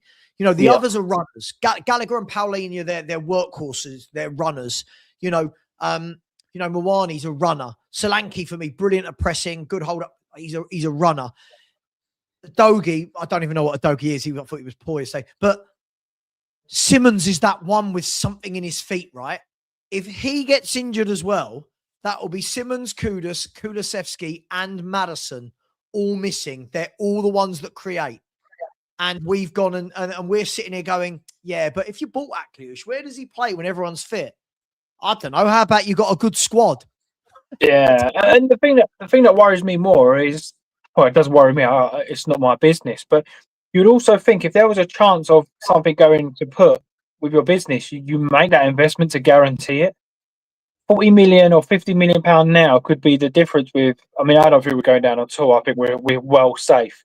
Yeah, but I think if Xavi does get injured and these guys pick up a couple of signings, then I will be like, okay, now where are we getting any goals from? Where are we creating anything from? So for me, just to guarantee and protect your investments, you should be signing in one attacker right now just to be safe. It cost them. It's a bloody expensive gamble if we do go down to not buy an attacker, because it would always be, well, 50 million would have kept you up. See, I don't think we're in danger at all. But No, that's all right. hypothetically, if we went down, we've only got ourselves to blame that we watched our squad get weaker and weaker and weaker. Didn't replace Son, haven't replaced Johnson. Now, Great. again, it's not Johnson's good, but we've not replaced Son, Johnson. We've not replaced Kudus, who's gone injured. We've not replaced Ben Davis. We've not. It's down to us. It's us, right? And my worry with this, guys, isn't this now going to be the knock-on effect for the next couple of years? Because what we should be doing is this window, you buy 2 more for the first team, right? So that's 2 less you've got to worry about in the summer, and you can look at other positions. Now we're going into the summer going, God, we need a keeper. We need a left winger. We need a right winger. We need a ball playing midfielder. We need another striker because Richarlison's leaving the club. And what will happen, guys? In the summer, oh, you can't do it all in one window, so we'll do some more in January. It's just circles and circles. Yeah, mate. I've got to shoot now. Getting ready to take the little football. All right, take care. Enjoy. Take care. Let's hope that we do get something over the line, boys. But I can't see it at all. I think that's it done. Take care, boys. See you, man. All you right. take care. Yeah, look, it's so boring, Savva, right? There's nothing to talk about. We're only talking about other people's clubs and other people's players putting out bids and all that. And to tell the truth, it's a sad transfer window. Haven't had a sad transfer window before at all, I think, ever since I've done YouTube. This is sad. Yeah, it's poor. Oh, This is really poor. You're right. You're right. As I said, I want to be sitting here. I want to be sitting here with Spurs giving a medical to a good player, and we're all going, will we get it done? Will we not? And instead, we're getting an 18-year-old with a loan with an option to buy. It's absolutely embarrassing from Tottenham yet again. He's on loan. Oh dear. That means they're going to fit him into the first team. Why did we get rid of Dane Scarlett? Arsenal were offering a trial, while Spurs have offered a loan deal with buy option. All right.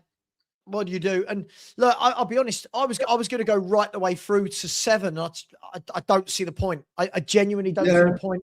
I know. Yeah. Spurs have finished for the window. I don't think Spurs ever started. Let's be fair. The only player we got in that we planned this window was a 19-year-old left back. Really? What about Gallagher? Yeah, but Gallagher wasn't planned, was it? Gallagher was because Bentancur got injured for the season.